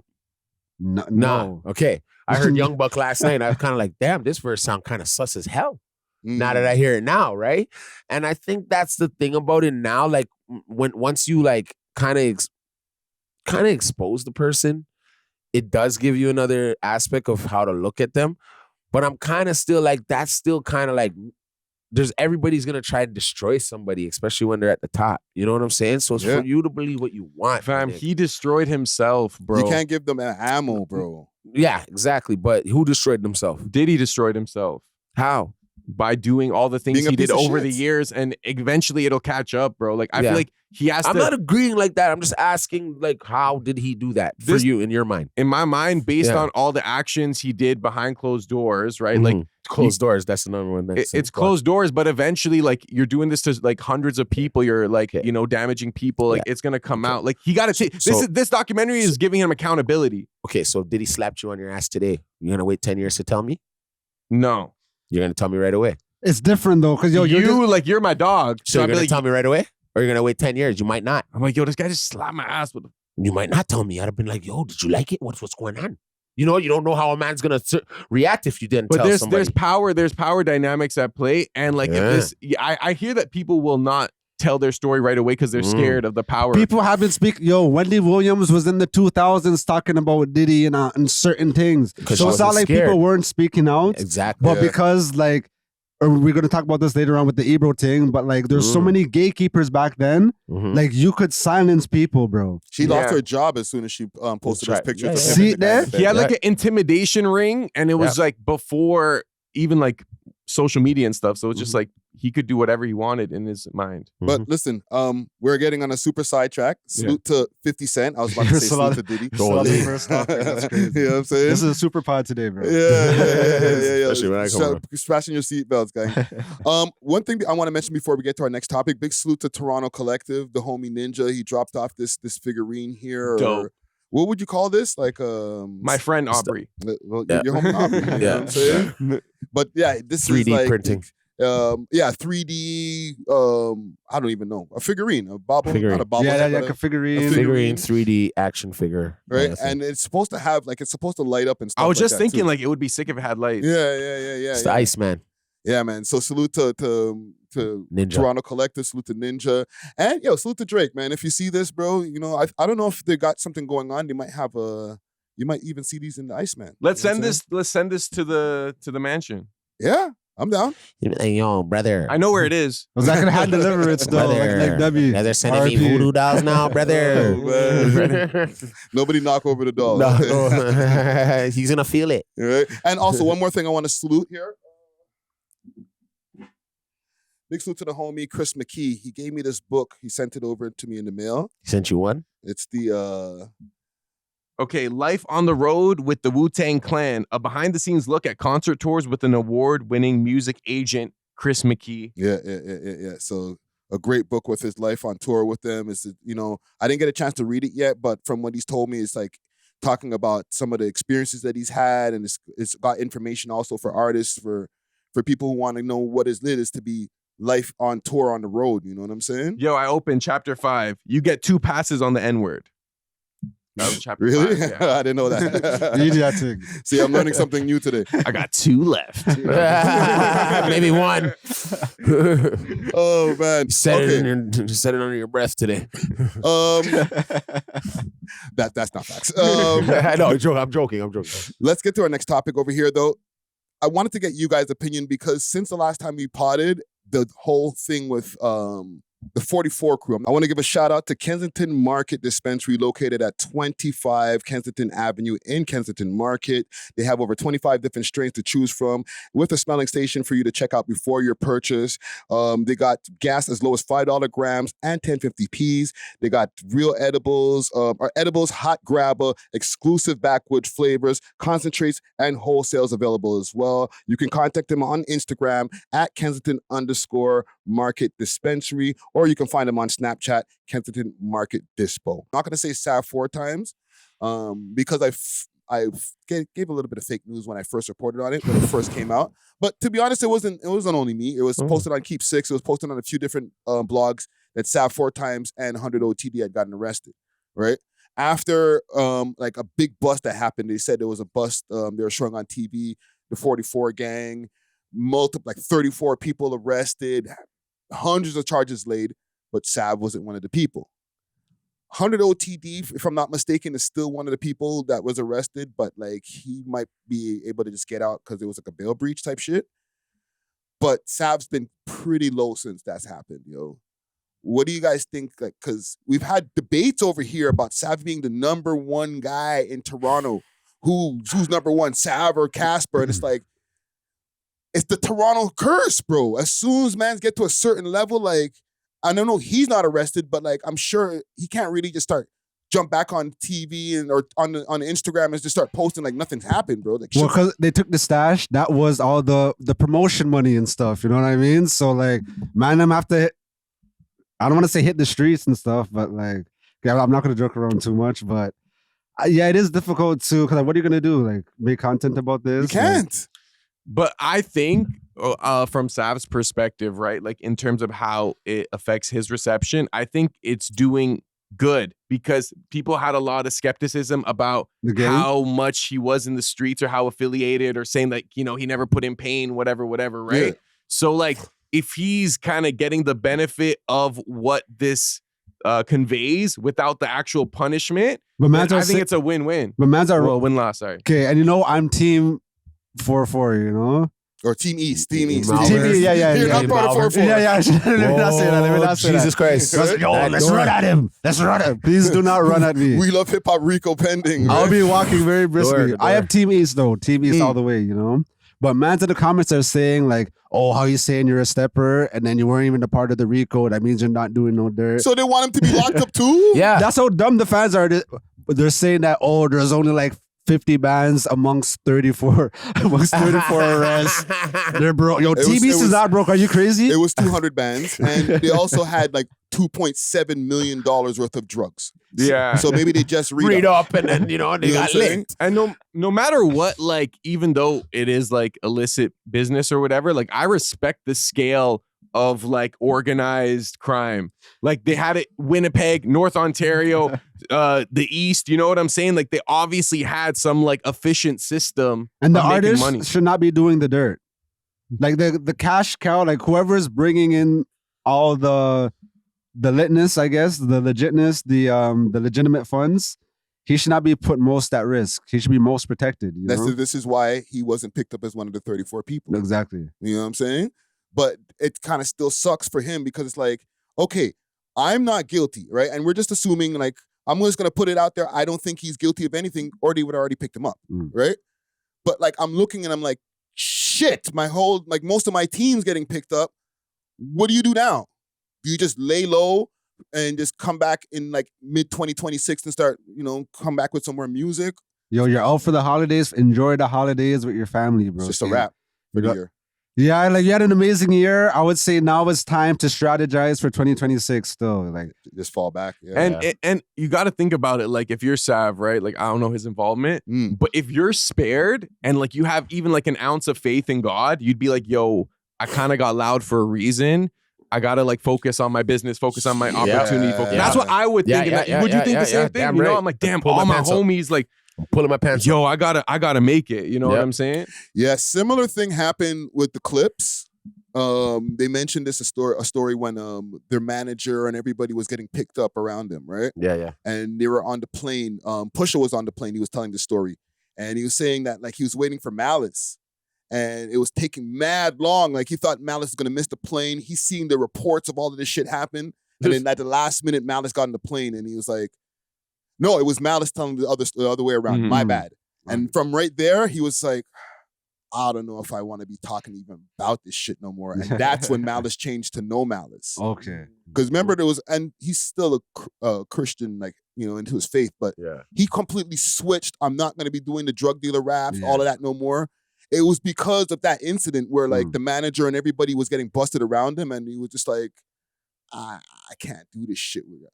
I can't be glorifying this shit no more, man. You know what I'm saying? So even with this case here, because I've been following it, you know what I'm saying? They're saying in the police, what do you call it, the press conferences, that there's a lot of social media that we're going to be using because they flaunted their winnings on social media and stuff like that. What are they talking about? Their music videos? Because I don't really see the man just on social just posting up stacks. So they're talking about music videos. It might not be on like super public platforms, but it could be on Snapchat. It could be like, you know, flexing your strap or a bunch of dollars. Even IG stories. Yeah, even the close friends. That's true. Yeah, or them sending pictures to their ops. Yeah. And their ops be giving up their shit, their phones. It's not even that. Once they get seized and they go through their phones, and we've learned from me interviewing the juror that Snapchat will give it up to the feds. Oh, you want to subpoena us? All right, sure. Look at whatever you want. And everybody thinks that they're on Snapchat being slick. No, they're not. They're not, bro. Because when the feds come, bro, they're gonna look through all that shit, see all of the stuff that you might have even sent to your ops. That picture of that gun that you sent to the ops that like, yo, pussy, when I see you, smoke you. Right? It's all going in the evidence. It's all going in the evidence files. So I guess pray for Savv because like he's been spared. Like what you said, it's a true thing, fam. Like Zara, what you said, like you might have to like start reconsidering, like, bro, like God saved me, he spared me. You know what I'm saying? Like, I'm not saying stop being a drill rapper, but it might even be something to think about. But is he really a drill rapper? Of course he is. I took a little bit more of his music in. He kind of goes the other route. You know, he has some other songs.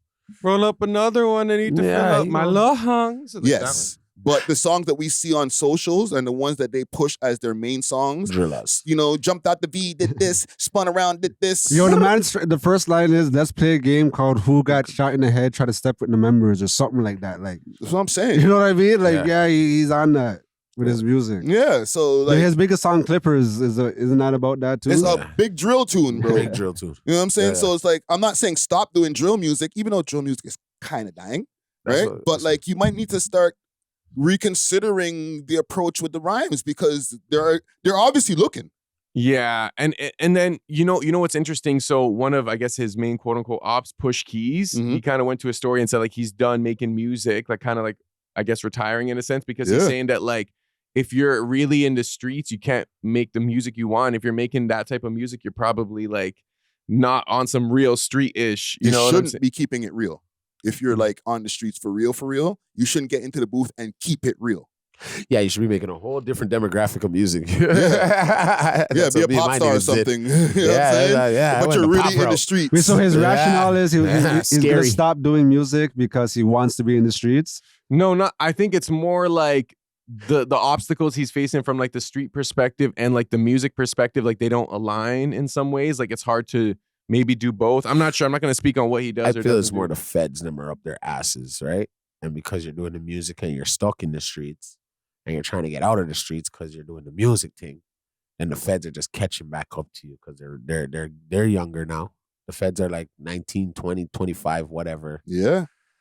What happened to the people that had passion for music and things? Yeah, so then if you have passion for music, you got to make that your passion. You can't have a passion for the 4 or 5 and chipping off the fiends them still and say, okay, yeah, when I'm done the shift, the night shift, I'm going to get back to it in the day and do music. Yes, you can, but then you're leading it where you're talking about the same shit you did last night. You know what I'm saying? So you're kind of baiting yourself out. Yeah. So I kind of see what you're saying. Like, niggas should really be like, making a whole sense of different music. Yes. Or if you're talking about that shit, it's because like now I literally live in the studio all the time. I get paid from music, or my record company keeps me healthy. Under a roof and stuff like that. Yeah. And I'm pretending now because like I ain't been on the block since time. Man don't see me in Malvern no more. I feel like this is really like a Western thing because like you look at other parts of the world, like almost 90% of the music is like love songs or like, like basic, like relatable stuff, but it's because we like prioritize realness in especially rap. And if you're real about anything, especially if it's like crime, then you're going to get respect. But it's just like, I don't think you have to do that to make it. Is it music. just a Western thing? Like, so is there mans in Asia making like not rap drill, but like music that they spin mans on, but like their version of it? Like, yes, for sure. Right. You know what I'm trying to say? That's mimicking that culture. No, I'm not saying rap music. Like, do they have like their own like native music? Mexicans have like those like stand down type of like gunman Duels. tunes, but they're singing and it's like mariachi almost. Yeah. But it's like they're singing like their heart out about killing mans. But I feel like that's still the same thing, Yes, but I also feel like technically, like I guess Mexico is in the West and it has like I guess like that gun culture. So you're saying that like man's in colonial influence in like South America. Man's in South America. Is that the West? So that's like the new quote unquote new world. That's what they call it.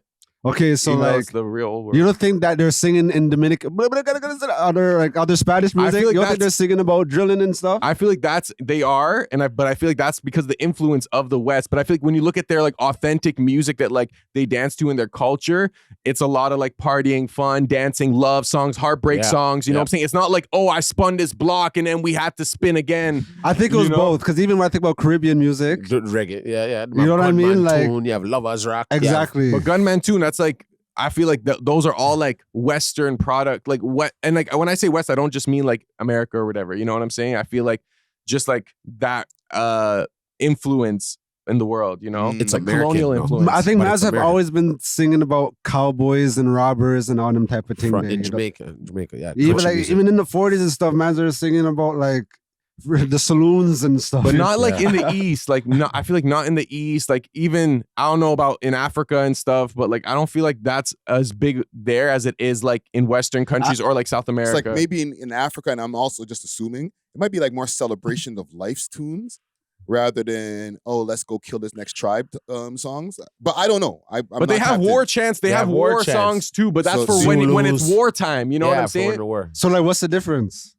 I guess now we're always in a state of war, so man, just So they have their perpetual, chants. yeah. We have our chants. No, but that's not necessarily true. Them mans or the mans who are quote unquote the drill rappers are always in a state of war, but they're also living in the same city, which is the 6th safest city in the world.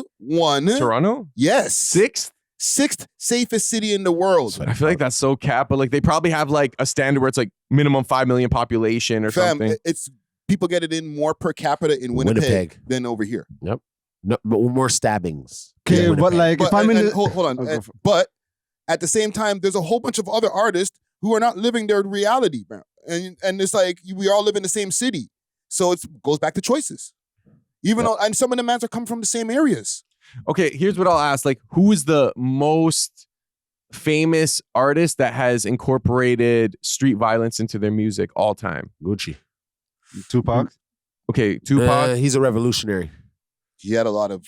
But he did have street shit, records. but he had a lot of other stuff too. Yeah, revolutionary. And we're talking like all time. I'm talking like, you know, the Michael Jacksons, Prince, all these like artists. Like when you look down, right? Like where's And the Gucci's- first? Tupac literally had Thug Life tatted across his stomach. Yeah, but thug life is the way of life. Like the get it by any means, not to go out there and kill people. Remember where he comes from, a Black Panther parents. I know and shit like it's that. truly humble under God. Oh, Whoop de doo, all them things. yeah, right? yeah. No, but it's true with Pac. Pac, yes, he had the duality. Yeah. But like He's you see how fake. you mentioned Gucci Mane, I still wouldn't put Gucci Mane as one of the most famous, but I would understand like Gucci Mane being one of the prototype, right? Like you just talk about gangster shit, maybe selling drugs or whatever. Jail. Whatever, you know what I'm saying? Biggie, like, You know what I mean? so we're saying what Biggie and Tupac are the biggest, maybe Maybe- 50 No, they Cent? were rappers. 50 Cent What would about be NWA?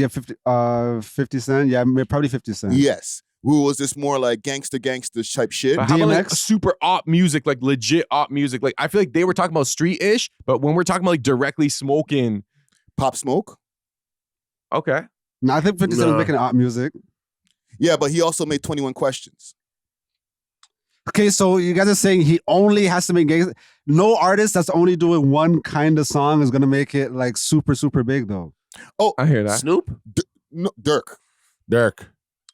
But he has All My Life and he has love songs. But where does He he has- rank in terms of the all-time artists? But Like, I is would- he even top 2? He's not top 10. Not top He's not 20. top 10. Just give it to 50, bro. Just give it to 50. I would say 50 because like 50 actually even had things that happened to him. He got shot 9 You know? times. Yeah, yeah. He still kept going at his ops after he got out the hospital.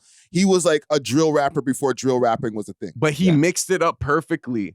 I Yes. feel like he it wasn't so like unilateral where it's like mostly street music. It was like for every one street song he had like an R&B song for the girls or like a club tune. Eventually. Yes. Eventually, yeah. But Not like at the, the first beginning. mixtape, like he was going crazy. He did the Ghetto Quran song where he's naming names. Like he was on a mission to take out the mans who freaking shot him up, bro. And some of the mans end up getting shot anyway. Like he said it in the freaking the Get Rich or Die Trying album. Freaking something, but one of us ain't He got dead. hit like I got hit, but he ain't breathing. Yeah. Exactly. You know what I'm saying? So the man's literally saying my ops died, bro.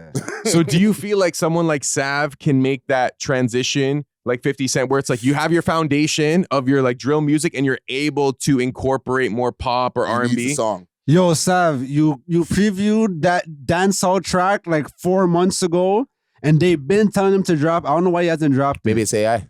It's not AI, bro. Okay. And the disco song too. That one moved. That was. I like that one. Well, I'm sure you. Once he drops that dancehall track, then he could be able to do his duality thing, get more into his corporate pop bag and stuff. But yo, that tune right there, the girl have been waiting on it. Bro. I don't know. Anyways. What don't you know? Team E's up, bro. I don't Go know. ahead, say all that. I just don't feel he has the shock value. Really that much. I'm being real. You mean Like- as a personality? Yeah. Like I don't like I don't. It's not for you to He's understand. not a character. It's for the youngins. Yeah, it's not for you to understand. No. It is for me to understand Dusty's because making some points because one thing, like he does have some personality. You don't get it twisted. You know what I'm saying?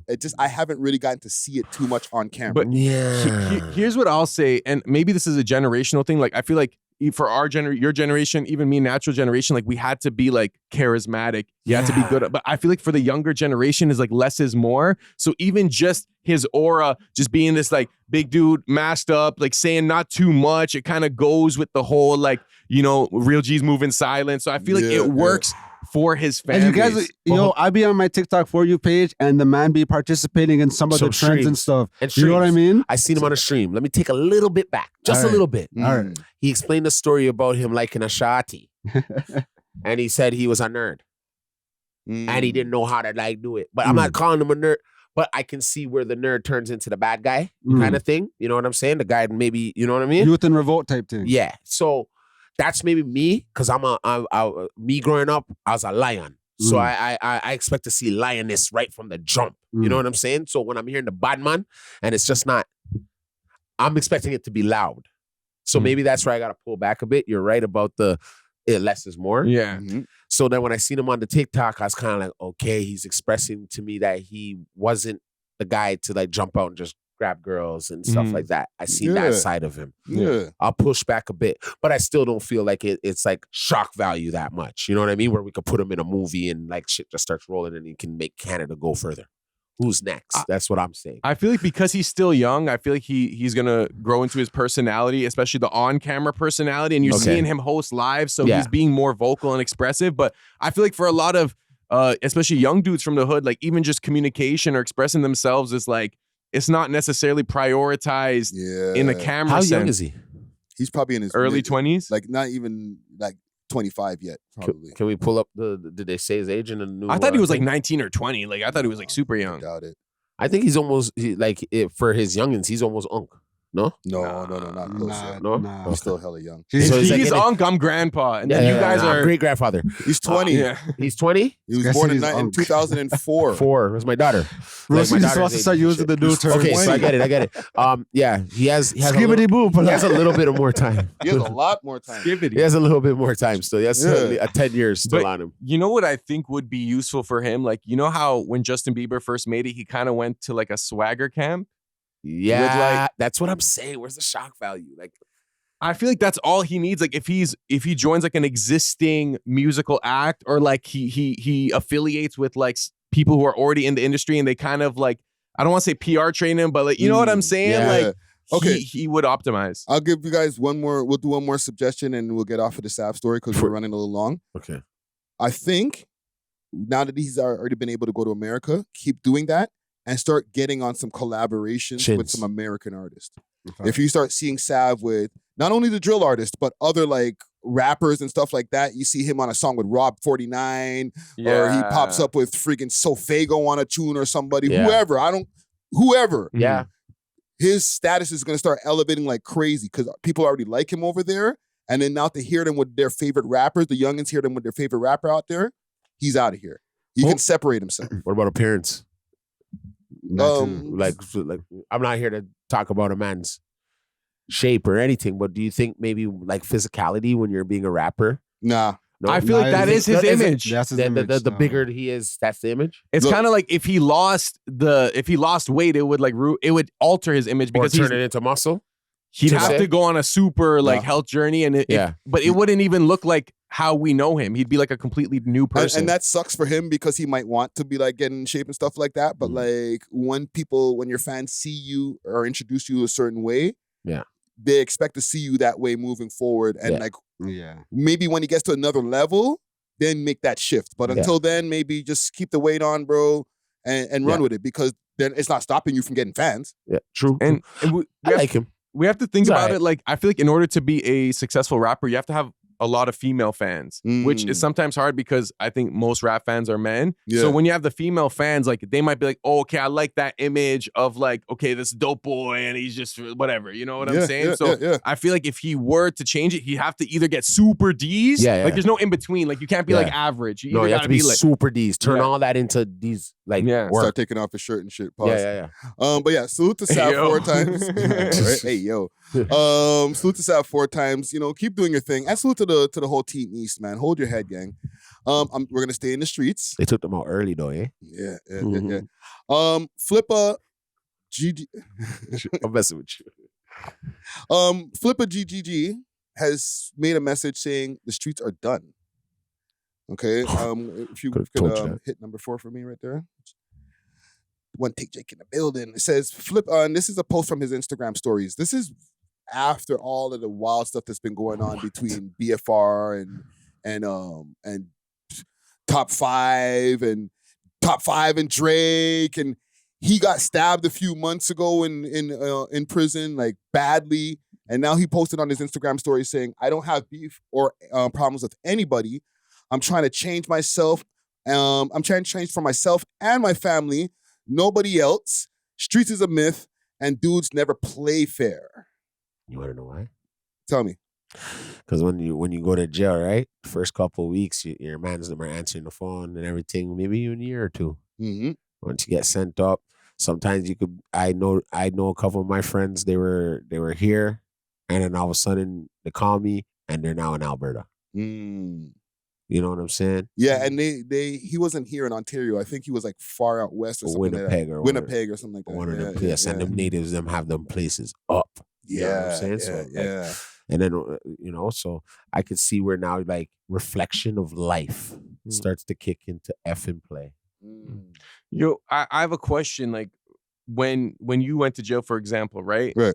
Are you thinking about what you did and how it was wrong? And if so, how long do you think about that? Is it an everyday thought, or is it like initially and then you just kind of settle in? No, because I went for drugs and a gun, right? Yeah, what's good? So it's like, all right, whatever. I was wrong. You know what I'm saying? But what I did reassess is my life, because like I'm like, what am I doing in here? You know what I'm saying? Like I felt like I had more potential for my life, but not everybody feels that way. Well, he is, because how long did that $60,000 last you? Yeah. Now he is. Now that he's sitting down, while he was outside on road, and listen, this is no disrespect to any of his people if they see this. No. He was in the moment. He was out there. He was doing his thing. You know what I mean? Ended up on the news for all kind of wild shit. Like, you don't really have time to think about it until you're actually sitting down. The respect was there for like the first couple, like a year or two. You got the respect, but then you went somewhere else, and niggas like, mans are flexing stacks on the gram, all types of shit. And then it's like, now when you're sitting down and like the judge tells you 2 life sentences, blood clot, you're like, was this all worth it? Nope. It's like, oh man, it's literally how, like, I don't want to say how the system is set up, because whatever, people do their own actions, but I feel like from the top, like spreading or glorifying crime and then like inserting it into culture, and then it trickles down. Now people live that life, and now those people are locked up forever. It's just like, I don't know, man. To me, that sucks. Like 2 life sentences. Yeah, but there's a difference between a boss and a worker, my dude. You know what I'm saying? And in this position, if you were a boss, you probably wouldn't be in that position. You get what I'm saying? I'm not dissing him. I'm just saying you were being a worker. So your parents didn't come all the way from wherever they came from for you to be now part of the system and locked up like an animal. They didn't come here for you to be that way, right? They came here. So like a lot of people lose the thought process of how far their parents came from. They forget some of these kids, some of these young men, they forget that their parents really worked really hard to get here. You know what I'm saying? For them to have a better life. And for it to, your life, literally, you wake up today and tomorrow morning, it could be gone, dog. Like, literally. Like, not to say in a grave, that's that. But then after, like, the decision you made 5 seconds when the person gave you probably a strap, gave you a little money and said, Yeah. That was that decision that God gave you right then and there. Like, you can go this way or you can go that way. Pick one, son. And you picked which one, right? So you kind of got to deal with it too. Yeah. I hear that. Right. Also, just a quick update on the story here with Flippa. They're saying, and this is courtesy of the Reddits, but it was also a post that was here from I don't know what publication this is because it doesn't show the publication, but it says Stony Mountain inmate dead after apparent stabbing. RCMP says police say 2 other inmates each charged with second-degree murder. So they're saying allegedly that the guy who did stab him up, he dead. Okay, because like I was gonna say, I was a little confused with the statement at first because it starts off by saying I don't have any problems with anybody, but like a lot of the stuff I've been seeing on the blogs is like a lot of problems with everybody's. Yes. You know what I mean? So I did want to get a little clarification on that if you guys know anything. Yeah. This is what they're saying on the from that news article, and I don't know if that news article that those 2 inmates being dead connects to one of the people who were involved in that incident, but the Reddits have connected those dots. Yo, okay, go ahead. But either way, that's scary as shit. Why? Well, because you're sitting in there now. You hear say the man drop out. You had probably nothing to do with it. Now everyone's thinking it's you. Could be. That now could you're be. like up in the air, like you have your hands waving a white flag, like yo, I got no problems with anyone. Or it is you that I don't want to say did it. That's what I'm saying. Like he could be feeling that way, and just allegedly, he might be celebrating. He might be smoking a pack. Yeah, but I would give him the benefit of the doubt that maybe he's straightening up for real. Let's just go with that. Say Streets is dead. Right? Let's just go with that. And how that happened, it's like they got hit like I got hit, but they ain't effing breathing situation. You get what I'm saying? But he had nothing to do with it. You know, sometimes that's how life really goes. You know what I'm saying? Someone took it upon themselves to get that guy who stabbed him out of here. Yeah. Yo, okay, this might sound a little weird, but like spiritually, right? Like some people say when you catch a body, it gives you like some sort of power. It's almost like a ritual sacrifice in some ways. Interesting. Do you feel like drillers or these youngins are kind of aware of that? Or do you feel like they experience that if they catch a body and then like all of a sudden like forces in your life are like enhancing your life or whatever? I think the latter, what you just said. They didn't know that going in.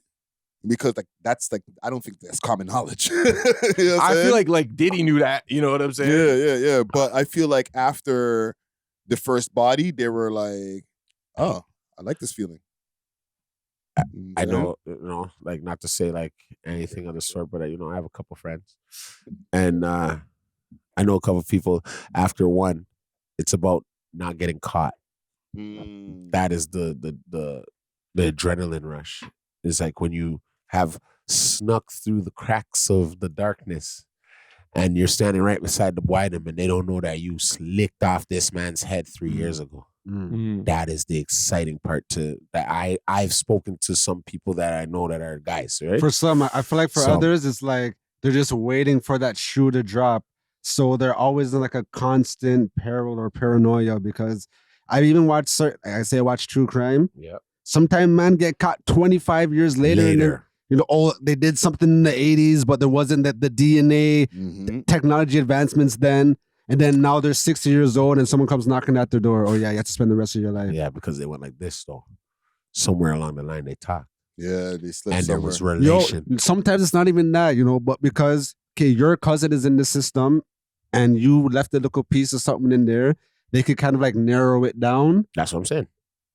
No, your cousin in the system like DNA, so that's how you talking. That's like you left DNA at the thing. They run the DNA. It says, it's related to your cousin, but they see that your cousin wasn't there, but you were there. So let's go talk to him.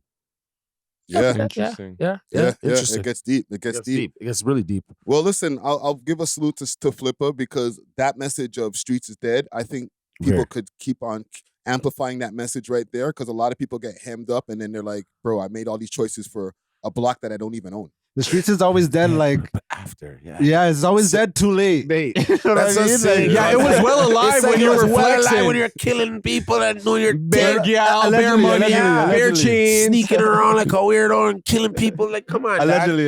Now the streets are dead. No, it's because your life's dead.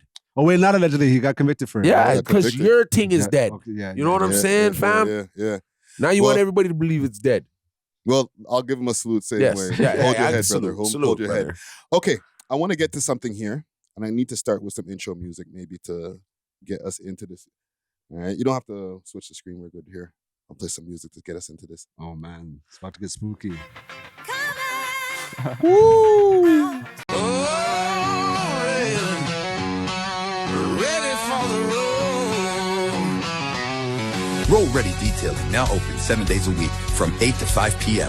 750 Oakdale Road, Unit 66, specializing in ceramic coating perpetual with warranty, PPF, tints, wraps, vinyl wraps, and hand car washes. Remember, we clean anything on wheels.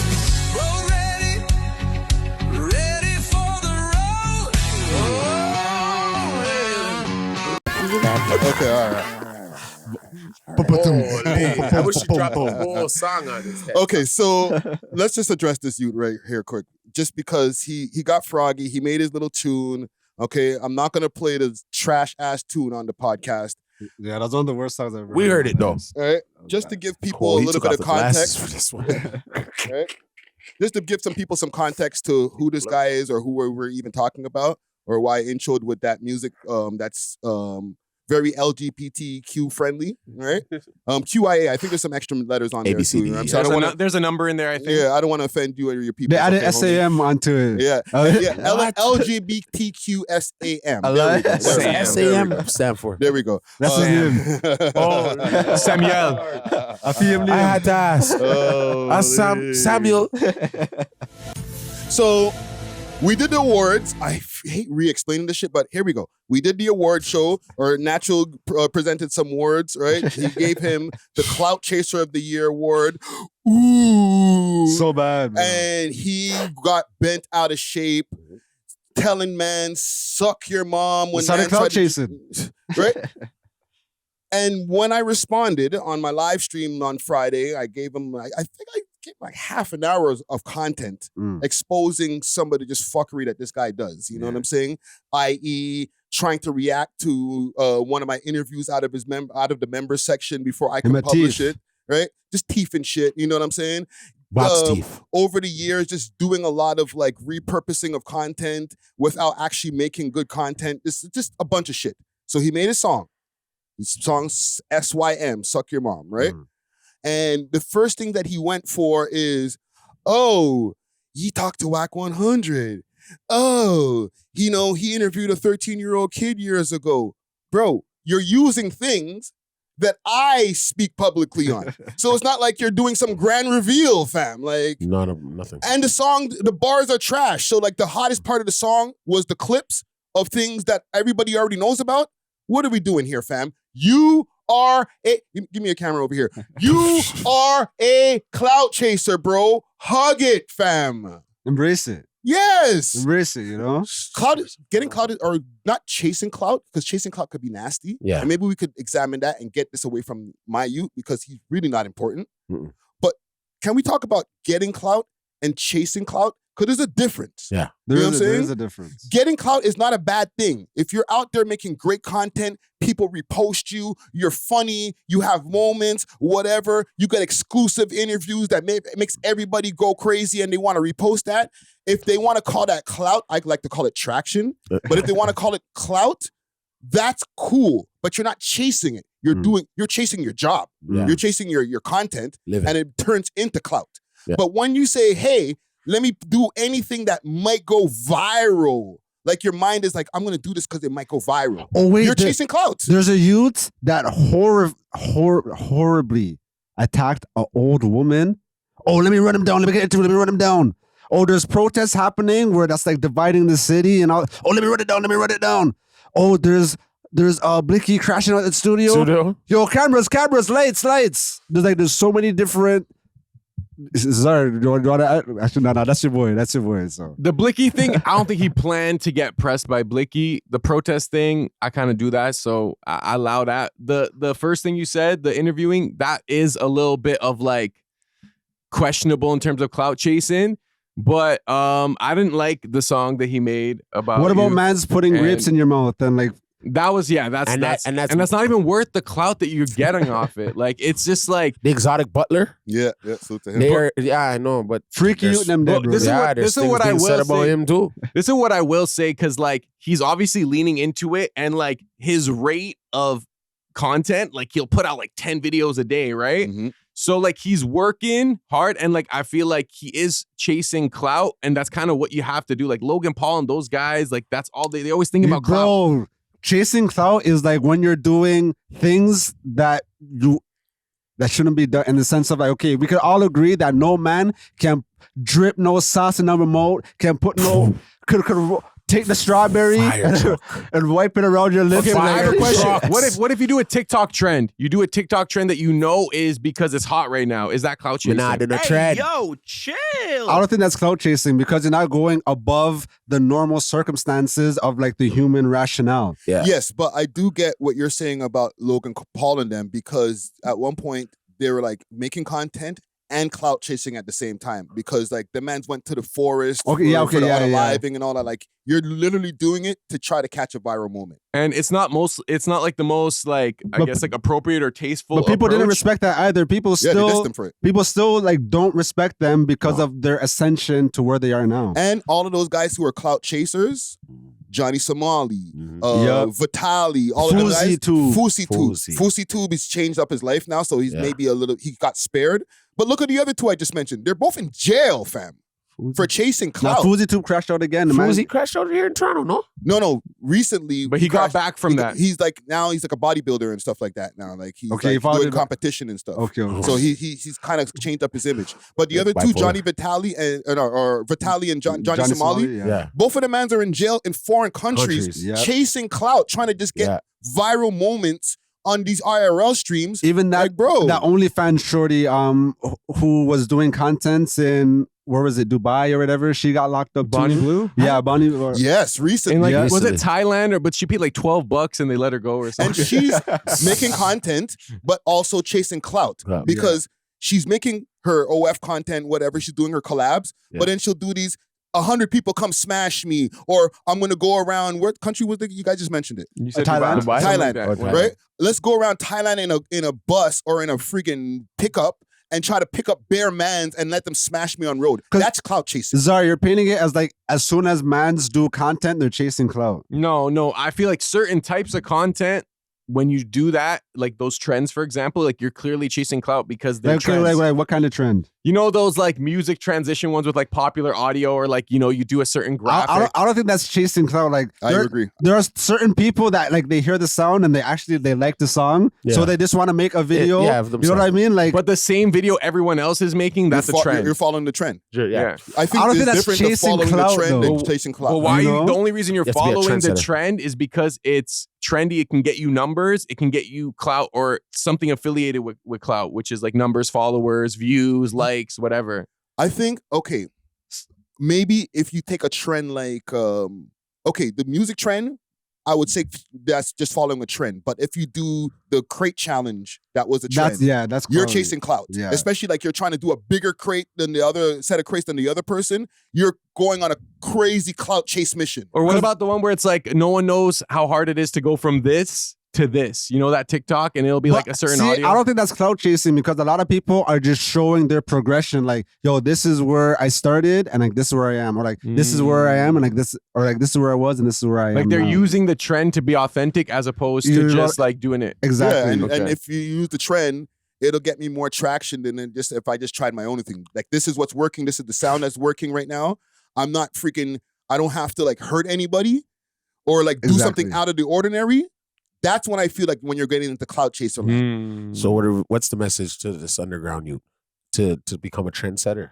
Become a trendsetter. Stop following man bati. You know what I'm saying? Because like I see like this guy get on this thing and he's like, stick a pin in it. Whoa, with the woo. Like, bro, so what? You just watch people's content and you just start becoming them? Like, get your own identity. Oh, so I know what he is. I know what he is. Shapeshifter. He's a moofy. What's that? A male groupie. Remember? That was Moofy. Groupie. Girls are groupies, right? He's a male Moofy. Because when we talk about a title. Goofy Movie? No, he's a Moofy. Moofy. Because we talk about saying, because like male groupie. The reason why I don't like the trending sounds, because me as a DJ on TikTok, when my sound goes viral and starts trending and stuff, like I think it's wicked. But that's your sound. Like you made the trend. You know, so I think even when like different girl them are like they're trying to show off their outfits with the sound or whatever, like I don't think they're chasing clouds. I think this sound's busting right now. Yeah. You want to show off my body, so the girl them are doing it, you know? So like he's an ambulance chaser. He's an ambulance chaser for real. Yeah. So like in closing, because I know he's gonna watch this, react to it, whatever, or maybe not. Because here's the thing. When we come over here and we start doing what we do, or when I go and do my live streams, we over here, like what, 6ix9ine? Yo, come up. Can I put my glasses on? I'm only speaking facts. Turn up, bro. Right? And then he don't want to react to that. No. He don't put that up on the Summer Jam screen because mans are just so over here speaking facts about him. So him trying to gain this clout, like, yo, mans, maybe they'll talk about me. Maybe Drake will hear when we talk about me doing like this little gay shit like that. It's not going to work out in your favor, fam. Mans are going to look at it and be like, who is this waste dude? I'm never going to go watch his shit neither. So, like, I don't know what the goal was. That's it. That's all I got for him. There's no, because, like, fam, like, we spoke about you. You're not going to get more followers by us exposing how much of a piece of shit you are. But didn't he block us a couple years back? No. You never block me. How the fuck is he going to learn? Year's teacher. I forgot. Yeah. It's a movie. Fuck out of here. Shit. Weirdo. Anyhow, no salutes to anybody on this one. Right? Well, and is he always that GTV thing too? Yeah, salute to them, man. But like, he's just lucky that they even gave him an opportunity. Shout out to GTV, because although I do view shame them sometimes, when they have good content, I do be commenting and stuff. And I repost them. But they learned it from here though. But I don't like the narrative. Oh, you guys are just be direct. You guys are just hating here though. Oh yeah, because he was here first. Thank you. But I just don't like the narrative. Oh, you guys just be hating, because there's enough things that Friday does to put mans on in this city. You know what I mean? You give your platform to a lot of people. And you extend your hand to a lot of mans. You know what I mean? Awesome. Even Zar with the Borough Sound, you with what you do, and me with what I do. Like, there's a lot of people that we've put on and helped and collaborated with. Right. And like, a lot of unity has come from what we do, you know? So like, this because mans make a 1-2 joke, like, no one needs to get in their feelings and stuff. Exactly. And this is where it started. Like, fam, mans were making jokes. We called you a clout chaser. And then you got to the level of suck your mom and all kind of shit. Like, mans get their mouth bust for the type of words, bro. Just for making content, bro. Yeah. All right, just for that, we should send him the award, for real. Probably pissed he didn't get it in the mail, dog. No, I don't think he wants to buck man so he receive shit. I also feel like he just, like, I guess he lacks the awareness that, like, those certain words carry that meaning. Like, even if it's just like, oh, like, I just said that for clout, I just said that for this. It's like, bro, if you rock with us, like, if you rock with someone, you wouldn't tell them to go suck their mom, like, multiple times. Like, well, you know, he's Haitian, right?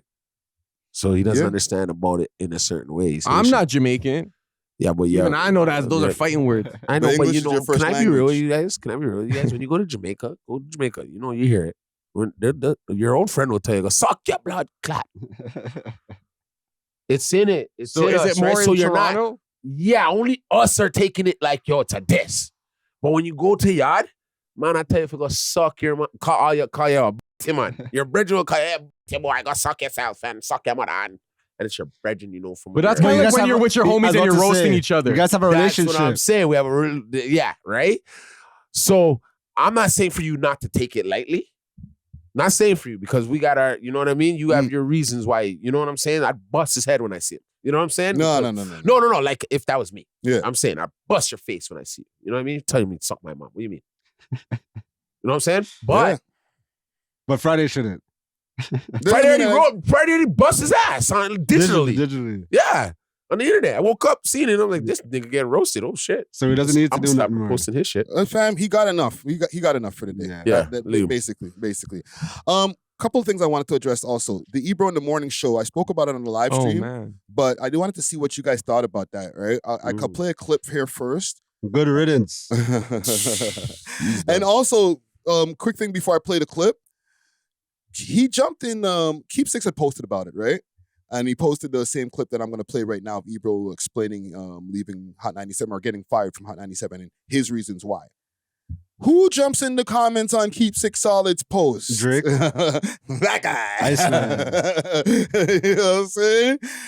With the axe freaking emoji, bro. Chopped him down. Get him out of here. Oh, Drake hates Ebro, though. But he's not the only one, fam. I feel like there's like a mini celebration going on amongst a section of hip-hop. Not every part of hip-hop, but a section of hip-hop is having a celebration right now that this man's anyone who's anti-gatekeeper, this is like their time. Yeah. Yo, we lit right now, bro. Christmas time early. Yeah, they're ending, like 2025 was the year of the truth.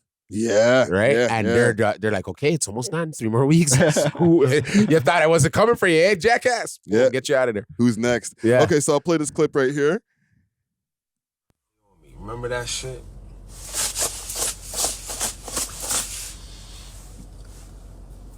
And then they tried, you know, when the Trumpster got in office. Listen, man, I don't capitulate well, bro. Been doing this too long. If you look around all the major media outlets, look at all the major media outlets, man. All of them, man.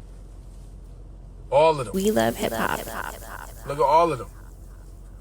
They all got to fold up because they all trying to renew their deals, their licenses. They all, well, in this particular situation, we'll get into more specifics another time. We love hip hop.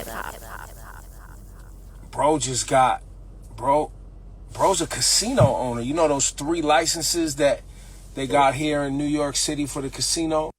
Andrew Cuomo play on me. Remember that? That's what I was saying, guys, earlier. They give a fuck about being able to bring their little nerdy friends to the concerts because that helps them raise money. They've been trying to get to me for years, bro. Years, bro. Years. What is that? A dude? We love hip hop. Yeah. Good job. You know, Ebro in the morning on the YouTubes. Subscribe. With an S. Oh my god. Dog. Get into it. Now you want to be independent. All right. Yo, I looked at the YouTube, bro. I went and I looked at the YouTube, fam. What happened? I know all naturals always view shame and natural. Bro, them numbers was this. GTV has better numbers than Ebro in the mornings. I was like, I went to bomb clock. But you see what happens? You spent 20 years building up the Hot 97 dog. Dissing man's like acting like, oh, you're on YouTube in your basement, blah, blah, blah. Yeah, you little YouTubers. Well, what is it? The man's in the backseat of his whip smoking the pinner slip that I be having on my balcony. Oh, guys, please follow me on YouTube, please. Oh, no, YouTubes. YouTubes. You know what I don't like? It's like he's complaining that it's like a political ideology thing, but the reason you lasted so long at Hot 97 is because you had the political view that was popular at the time with corporate media. Yes. And now that same thing that made you is breaking you because he was gatekeeping all type of stuff. He was like super against the right or conservatism, and they would use Hot 97 to push that propaganda. And Trump was already in office for 4 years before, so he was fine when it was at Hot 97 then. But now I guess Trump is trying to, I don't know, lock down or whatever. Bro, it's not Trump, it's not no powers that be. It's because they were performing trash, bro. They're on a channel that has 5 million subscribers, and we have videos that compete with them, fam. Yeah. On a channel that has 47,000, fam. They have 10 times the amount, more than 10 times the amount, and I would see videos that they'd post, and I'm like, why do we got more views on a We Love Hip Hop video than on Hot 97? Yeah, and it just always felt like Ebro, even though he positioned himself as like the defender of real hip hop and the gatekeeper, like he was really just pushing corporate ideology and corporate interests under the guise of, oh, I'm an OG, I've been in the game for years, I know what it takes. Yeah. So now that's where my point. Remember when I was saying when Dame was saying he doesn't like the fact that 50 went to like white productions and stuff. That's Hot 97. Yeah. And then what do? They use you. They use your likeness, your black likeness and hip hop likeness. And then once it's not good enough, what do? Chew you up and spit you out, bro. All right. So there's a little shift that I'm trying to show you guys that it's not a black or white thing. It's just a higher up thing. You know what I'm saying? A power thing. It's a power thing, right? So like I said, in order for 50 in the next maybe 10 years to be a runner for a casino, you got to get guys like Diddy out the way.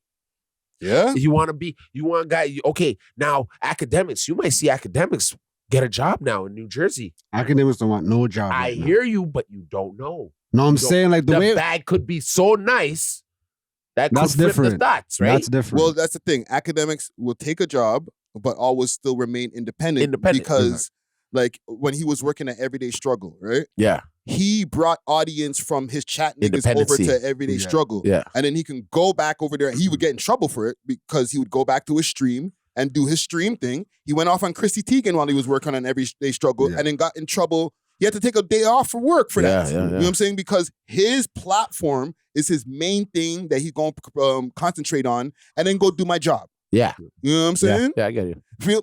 Look, Vlad responded to this, and you might need to help me with this over here, DJ Czar, with the reading. So Vlad responded. Vlad Stradamus predicted Rosenberg getting fired from Hot 97 8 months ago. This is why it's important to have your own business, build relationships with people in your field, and not act like your little corporate job is going to last forever. Hold on, I might need an air horn on that. That's fact. Yep.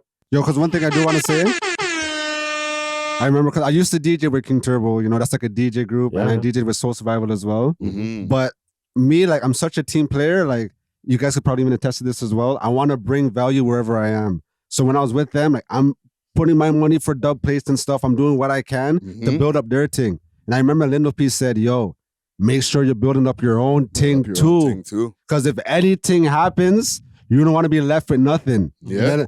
I remember I was kind of like, say, oh, nah, it's a family thing, blah, blah, blah. But low-key, I took his advice after and I started to build up my own thing. And then when whatever happened, I still had my own platform and my own motion and my own, you know what I mean? I didn't miss a beat. You know? Right. I didn't have to go sit in my car crying, but oh, guys, please. No. None of that. I encourage that even with this platform. Over the years, we've had different co-hosts come through the platform and stuff like that. But like I always say, have your own thing also. You know what I'm saying? So it's like you can bring back to your own shit. Use the platform and the visibility to get more bags. Exactly. You know what I'm saying? And concentrate on like, okay, let me build up my own shit at the same time. And you building up your own shit brings back over to the network too. Exactly. Damn right. You know what I'm saying? But like One if hand it's feeds like, the other. oh, just, you know, yo, don't only we love hip hop only, it's like, fam, Weirdo. That's not a way to grow. You know why? Thing. I feel like Ebro came from the generation where radio was the ultimate gatekeeper. Yeah. So that gives you a false sense of authority when it comes to putting on artists. Oh, I'll put you in rotation. I'll put in a good word for you at the station. But, and then he kept that. So he never grew out of that mindset. I just feel like, okay, me, I loved math growing up. I love math class, you know? So there's a certain thing called probability that you learn. And that teaches you how to see the future. So I don't see how these mans are sitting up at these radio stations talking about changes for, oh, we're seeing changes in the music industry. We're seeing changes in Hollywood, changes in the media landscape. You don't think there's going to be changes where you're at too? No. Hold on. They did know. They did know. They mentioned it a few times. Yeah. And Ebro, he's on record. There's a video that's resurfacing now of him saying like 6 months ago or whatever, there gonna be some changes. Y'all go look 6 for some months things. is not enough, bro. But even Rosenberg, they've had talks about you might not see us here forever. And you kind of saw them expanding their own individual brands while they were at Hot 97. Yes. Rosenberg was doing the WWE and his own ESPN. thing. Yeah, Yes, and then yes. Ebro was doing the Apple Music and stuff. So I feel like they kind of seen saw it coming. Yeah. But So they went from one boss to another boss? I think ultimately now, like they're kind of like they're like subcontractors in a way. Yeah, and not only that, like Rosenberg tried. He tried to do, and he still has his own podcast, the Juan Epstein podcast with Savv4x's. Yeah. But he tried to do a solo thing. Like he had a show on Complex for a second, and like he was trying to shift into like a solo hip hop personality. It just didn't work. It didn't catch. Some people are just born to be employees type thing. Yeah, real things, real shit. Yeah, I guess. Yeah. Yes, 100%. I think the majority of people are. I think bosses are like select and few. Yeah, you don't. Remember we were talking about it earlier, right? There's a difference between the boss and the worker. You know what I mean? But yo, Maz is going like the boss, yo. Yeah, of course he is because he was the face. Because he's a face. Yeah, Who it was sees the Ebro real boss. in the morning. Yeah, I remember I was on TikTok the other. I know a lot of my stories start like that. But then I see Ebro on the live stream, bro. I click the live stream. There's like 60, 70 people. I'm like, oh, what the bomb. When I live stream, I get like 3 times more than this nigga. No, but he's not the only one, fam. It's a misconception sometimes when we see some of these people that might have millions of views attached to some of their content, or like they're around, they got big jobs, we know their names. Yeah. When they go on Instagram Live or TikTok Live, there'd be like 100 people watching the shit, fam. And I'm like, wait a minute, why do you got like 3-4 million people in your followers, but there's 100 people watching your live, fam? A lot of people, they care about the corporation you're tied to rather than the actual individual. I was just gonna say, like, Ebro's credibility didn't come from him. It came from his relation to Hot 97. Yeah. And then when Hot 97 lost relevancy, so did he. It's kind of like we don't really know him for anything else. Like obviously you have these interviews or like, oh, you're pressing these young rappers, but like, why do we care about you? We care about you when you're on Hot 97. Yep. And let's see if that continues or if hopefully you're wrong because they got the Ebro in the morning channel. Right now, I think they got like 2,000 subs or whatever. So they're trying to build up the subscriber base. And they're going to take it and maybe do it independently and then see how not easy it is to have 4 mics set up, 5 mics and do it independently. It's not that easy. He's going to be guest driven and he's going to utilize his network that he's built over the years, interview OGs or like people who used to work in the label. So like I could see it being successful on the fact that he has strong relationships. And what you said right there, Dusty, it's going to be, there's not no guarantee. YouTube don't guarantee you shit, man. No. You can post up on YouTube and we have a Pooh Shiesty interview on this channel. Yeah. Okay? He's out. It's not past 10,000 views. So it doesn't necessarily mean because you have that person that the YouTube algorithm is going to send it into space. But Ebro does have leverage as someone who has been visible for that long where sponsors will approach him or he can approach sponsors. He can find good guests. He could probably get a good quality set and production team. So it'll take time. Like he probably thinks it'll be instant because of all he's done. But if he's consistent and has guest after guest after guest after guest, and then it becomes like the new platform, then it could work. I think people underestimate like how much money goes into production and to even get these guests. These are like high value guests, so they're gonna need like a writer, they're gonna need like their room and everything set up. So and then the sponsors that he's gonna be relying on, like the bag is not in the space as it was before, you know? That's true too. He can't just become Vlad in one day. Is he doing podcasting, you think? Is he going to do a podcast or he's going to do more? He still works with Apple, I know. It's going to end up being a podcast as well as a video. Well, you know what? He's late. Then he's late. I heard Joe Budden say it the other day, podcast is almost out the damn door. It's only a few that are breathing. It's live stream. If he transitioned into live streaming, it's only a few that are breathing. That could be useful. It's podcasting. I seen him live streaming. It wasn't one. No, but if he had like a team doing the switch in and he's doing reactions and he's bringing people onto the show, like but he's still so old that it would look inauthentic. If podcasting isn't dead either, I gotta push back. No. I'm not saying like with the if you're already doing it. I mean like that, like the new podcasters. To be a new podcaster, it's not dead, but the level of entry, the entry, or what's that term again? Entry point? I know what you're talking about. The barrier of entry. The barrier of entry is way different. Because like before, you used to be able to not even set up cameras. You could just set up a couple of mics, upload it to SoundCloud or whatever, and I got a podcast. Now, if you ain't doing no 4K quality cameras from your first episode, like, you know, nobody's gonna fuck with you. And when Joe Budden was talking, he was saying like the huge bags from these companies are not giving out those bags anymore. So if you start a podcast, it better be because you want to do it, not because you want to get a bag. Get ready to grind, because even when you spend the money to get all those 4K cameras and nice mics and whatever, doesn't guarantee that because you did that, your first episode is gonna do 50,000 views. It might do 200. But you have to keep on doing it. But yo, you got to think from Ebro's perspective. If Hot 97 was your main source of income, you're probably shaking it right now. That's probably why he's like, Apple. YouTube, please. He has Apple right now, though. But I feel like for most of his life, that bi-weekly paycheck from Hot 97. I was thinking that. I was like in my head, and when I see him sitting in the car, I'm like, this nigga probably like, dog, I just checked my bank account. I'm at my last $5,000. I don't think it's that serious. No, not like that. But I do think it's like your last that's $6,000 a month gone, for example. Yeah, imagine getting like, okay, I was getting like 20K a month, but then now it's like 8K or like 11K. Yeah. It's like, oof. Like that's like half my like. Yeah. I'm going to start thinking about, okay, where's my new source of income coming from? Yeah, right away. Right now. But do you feel like he probably got a good severance package? For sure. Yeah. So he's he probably been there got for like 20, 30 years. Like a year's paid or something. Like, They gave him a meal. Yeah. But yeah, salute to the team still, man, because I enjoyed watching them, even though when their viewership fell off, I was one of the few who were still watching. Yeah, the few for sure, not me, bro. As soon as 2013 hit and Breakfast Club started going crazy, dog. You were done with them. You were done with them early then, fam. Like, because like people started falling off of them like literally in the last 4 years. I think the last content I watched from them was like when Childish Gambino went to Peter Rosenberg and he did those freestyles. I've been stunting all my life. Born just to die, that's a human curse. That's like the last piece of content I clicked on Hot 97. Damn. Wow. Damn. Well, okay. I guess you ain't gonna miss them. Not so Hot 97. Right? Last thing I got on the list over here, Toronto RANT falling. I want to give a big salute to Grabba. Okay, some of the hottest Grabba in the GTA. You can get the Grabba in the shakers like we got over here, or you can get the Grabba leaf.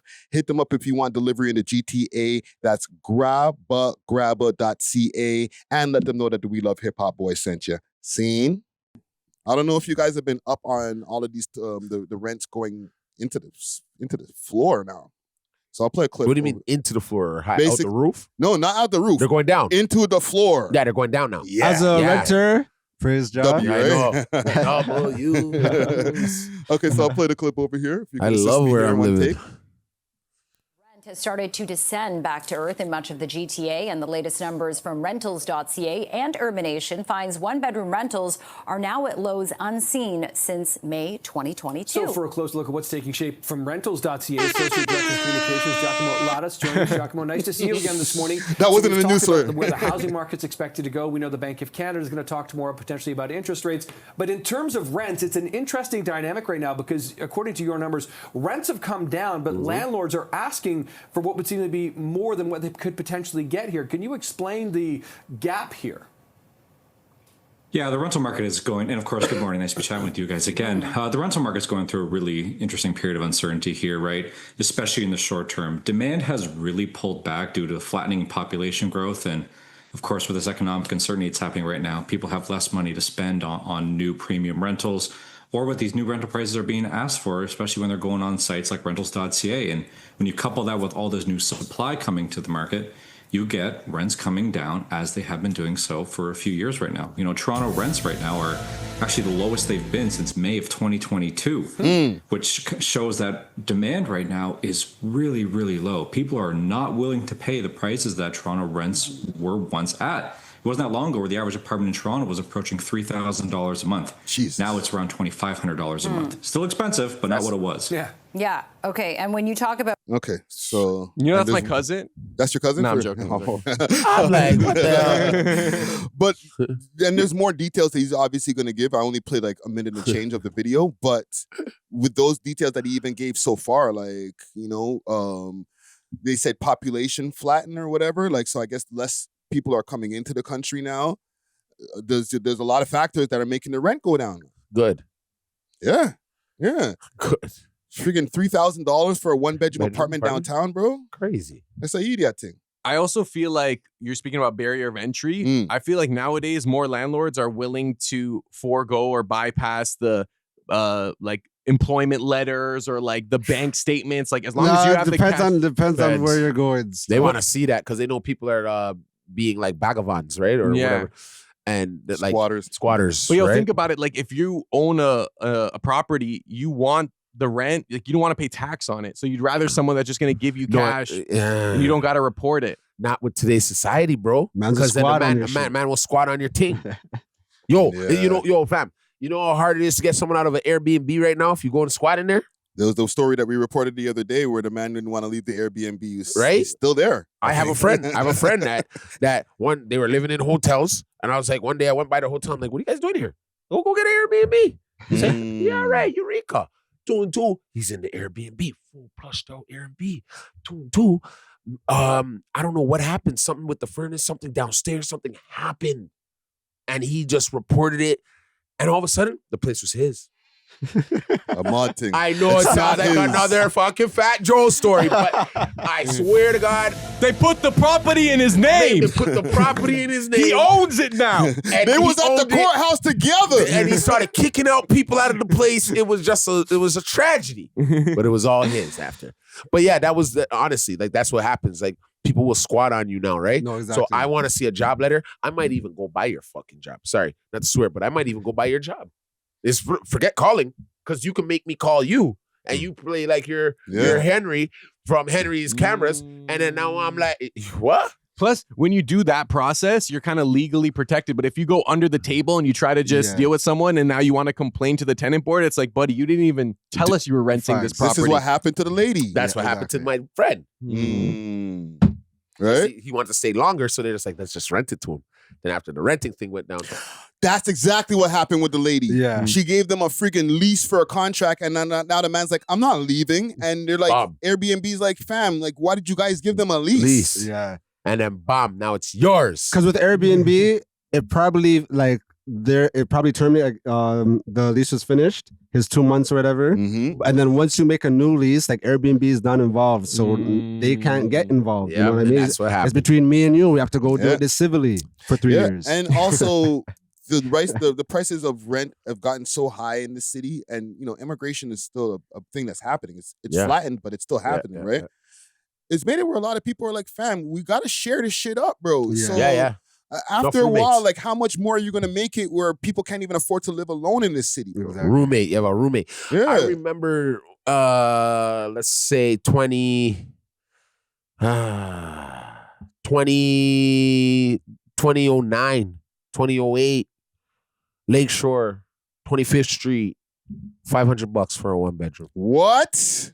By yourself? 2009, yeah. By myself. No, because then after you go down to Rosedale and those areas where, Bleecker and, when I first, were only like $1,000 sometimes. Like, No. I had a 2-bedroom apartment for in Parkdale. 700. No, not 700. Not that crazy. But I had a 2-bedroom for like 900. 900. When I first moved out, this was probably like, I want to say maybe like 2014, 2015. Okay. Had a bachelor. Yeah. Only like 750, 8 bills. And then 1 year later, it just went like this. Yeah. And if the year that you're asking, that was like 07, 08, 09 times. Yeah. I was living, I moved from the 2-bedroom into a 1-bedroom after a while. Or no, I moved from a 1-bedroom to the 2-bedroom so that I can get the extra room. And it was just like a room where I was keeping my clothes and shit. Yeah. That's how much, it was just like, all right, let me just get an extra room for myself. Because it's $900. You make that in a night. Yeah, bro. You know what I think? You know what I think triggered the rent increase from back then was we had these like Chinese rich people come in that were buying all these condos because if you're rich in China, you're limited in terms of what you can use your money on because it's still government money. Yeah. But foreign property was like a thing, and then they started doing that, renting it out to students, renting it out to their kids later, and then their kids became the renters, like the landlords. And Canada had to make new legislation to limit the foreign investors that could invest in the real estate. Crazy. Yes. No, but it makes sense because what these Chinese mans were doing, they were buying like 1-bedroom condos. Yeah. And then they're putting dividers in the living room. So now the 1-bedroom's a 3-bedroom. Yeah. With sliding doors and stuff. And it's like, bro, and then now they're charging $1,500 for the room. Yeah. The small room where you can barely stand up and thing, bro. Yeah. I feel like, okay, like when you rented that spot at Parkdale, like where was your tenant from? My tenants. No, that's a whole like thing. who you rent? Oh, you I own was just it. renting in a building. Yeah, that's okay. I was just renting in a building. So it's like that was just the going price at the time. Yeah. You know what And I'm those saying? are regulated. Those like I feel like there's I was paying to a management company. I wasn't even like a straight landlord type. When I lived on Jameson, 2011, 2012, he came out. I almost didn't pay my rent for almost a year. Won't even lie. And them times rent was like, for me, junior 1-bedroom, seven something. Yeah. and you still weren't paying it. Didn't have to. I'd be cheesed. Like, I see you on Much Music every day, bro. Lend me my 7 but bills. because I'd go on tours and then come back and pay the rent. You know what I'm saying? And then so because you'd get the money. That's how. But 7 bills was nothing. Yeah. I wouldn't even pay the rent because I'd be like, yo, I'll give it to you next month. Like, I'll give you 14. I'd smoke a man for a 7 mil apartment right now. Brethren, there's a place, and I'm not going to mention the place, but when I moved into it in 2016, I was paying probably around $1,300, 1 bedroom right in the middle of downtown, and I got a month free for moving in. Yeah. 2016. We need to get back to that still. Right? And then somewhere along the way, in that same building, the price just started going up and up, probably around 2018, 2019. And now the 1 bedroom in there is like $2,300. Madness. Well, certain properties are also rent controlled, and they can only go up a certain amount per year. I think it's like to match inflation. Imagine that. I think I paid $1,250 or $1,300. From $1,300 to $2,300. Same amount of space. But I also feel like the value of $1,300 has changed. Yes, so but it not almost that like much. balances out. Like we can't act like $1,300 is the same as it is today. Matt said 2016. That's 10 years ago.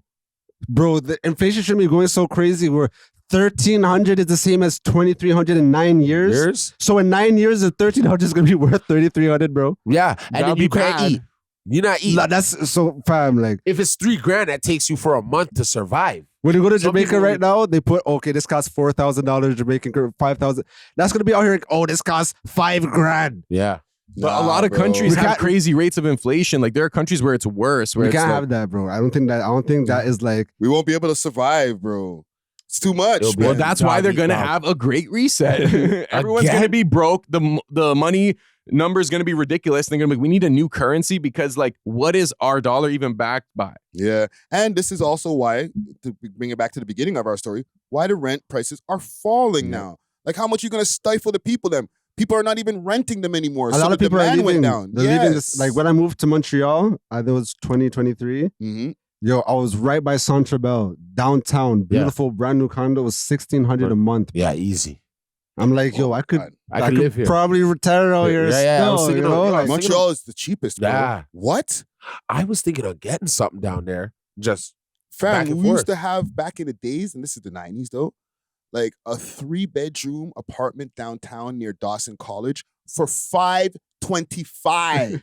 We would split it and there was 4 mans. Like we were using it for a trap.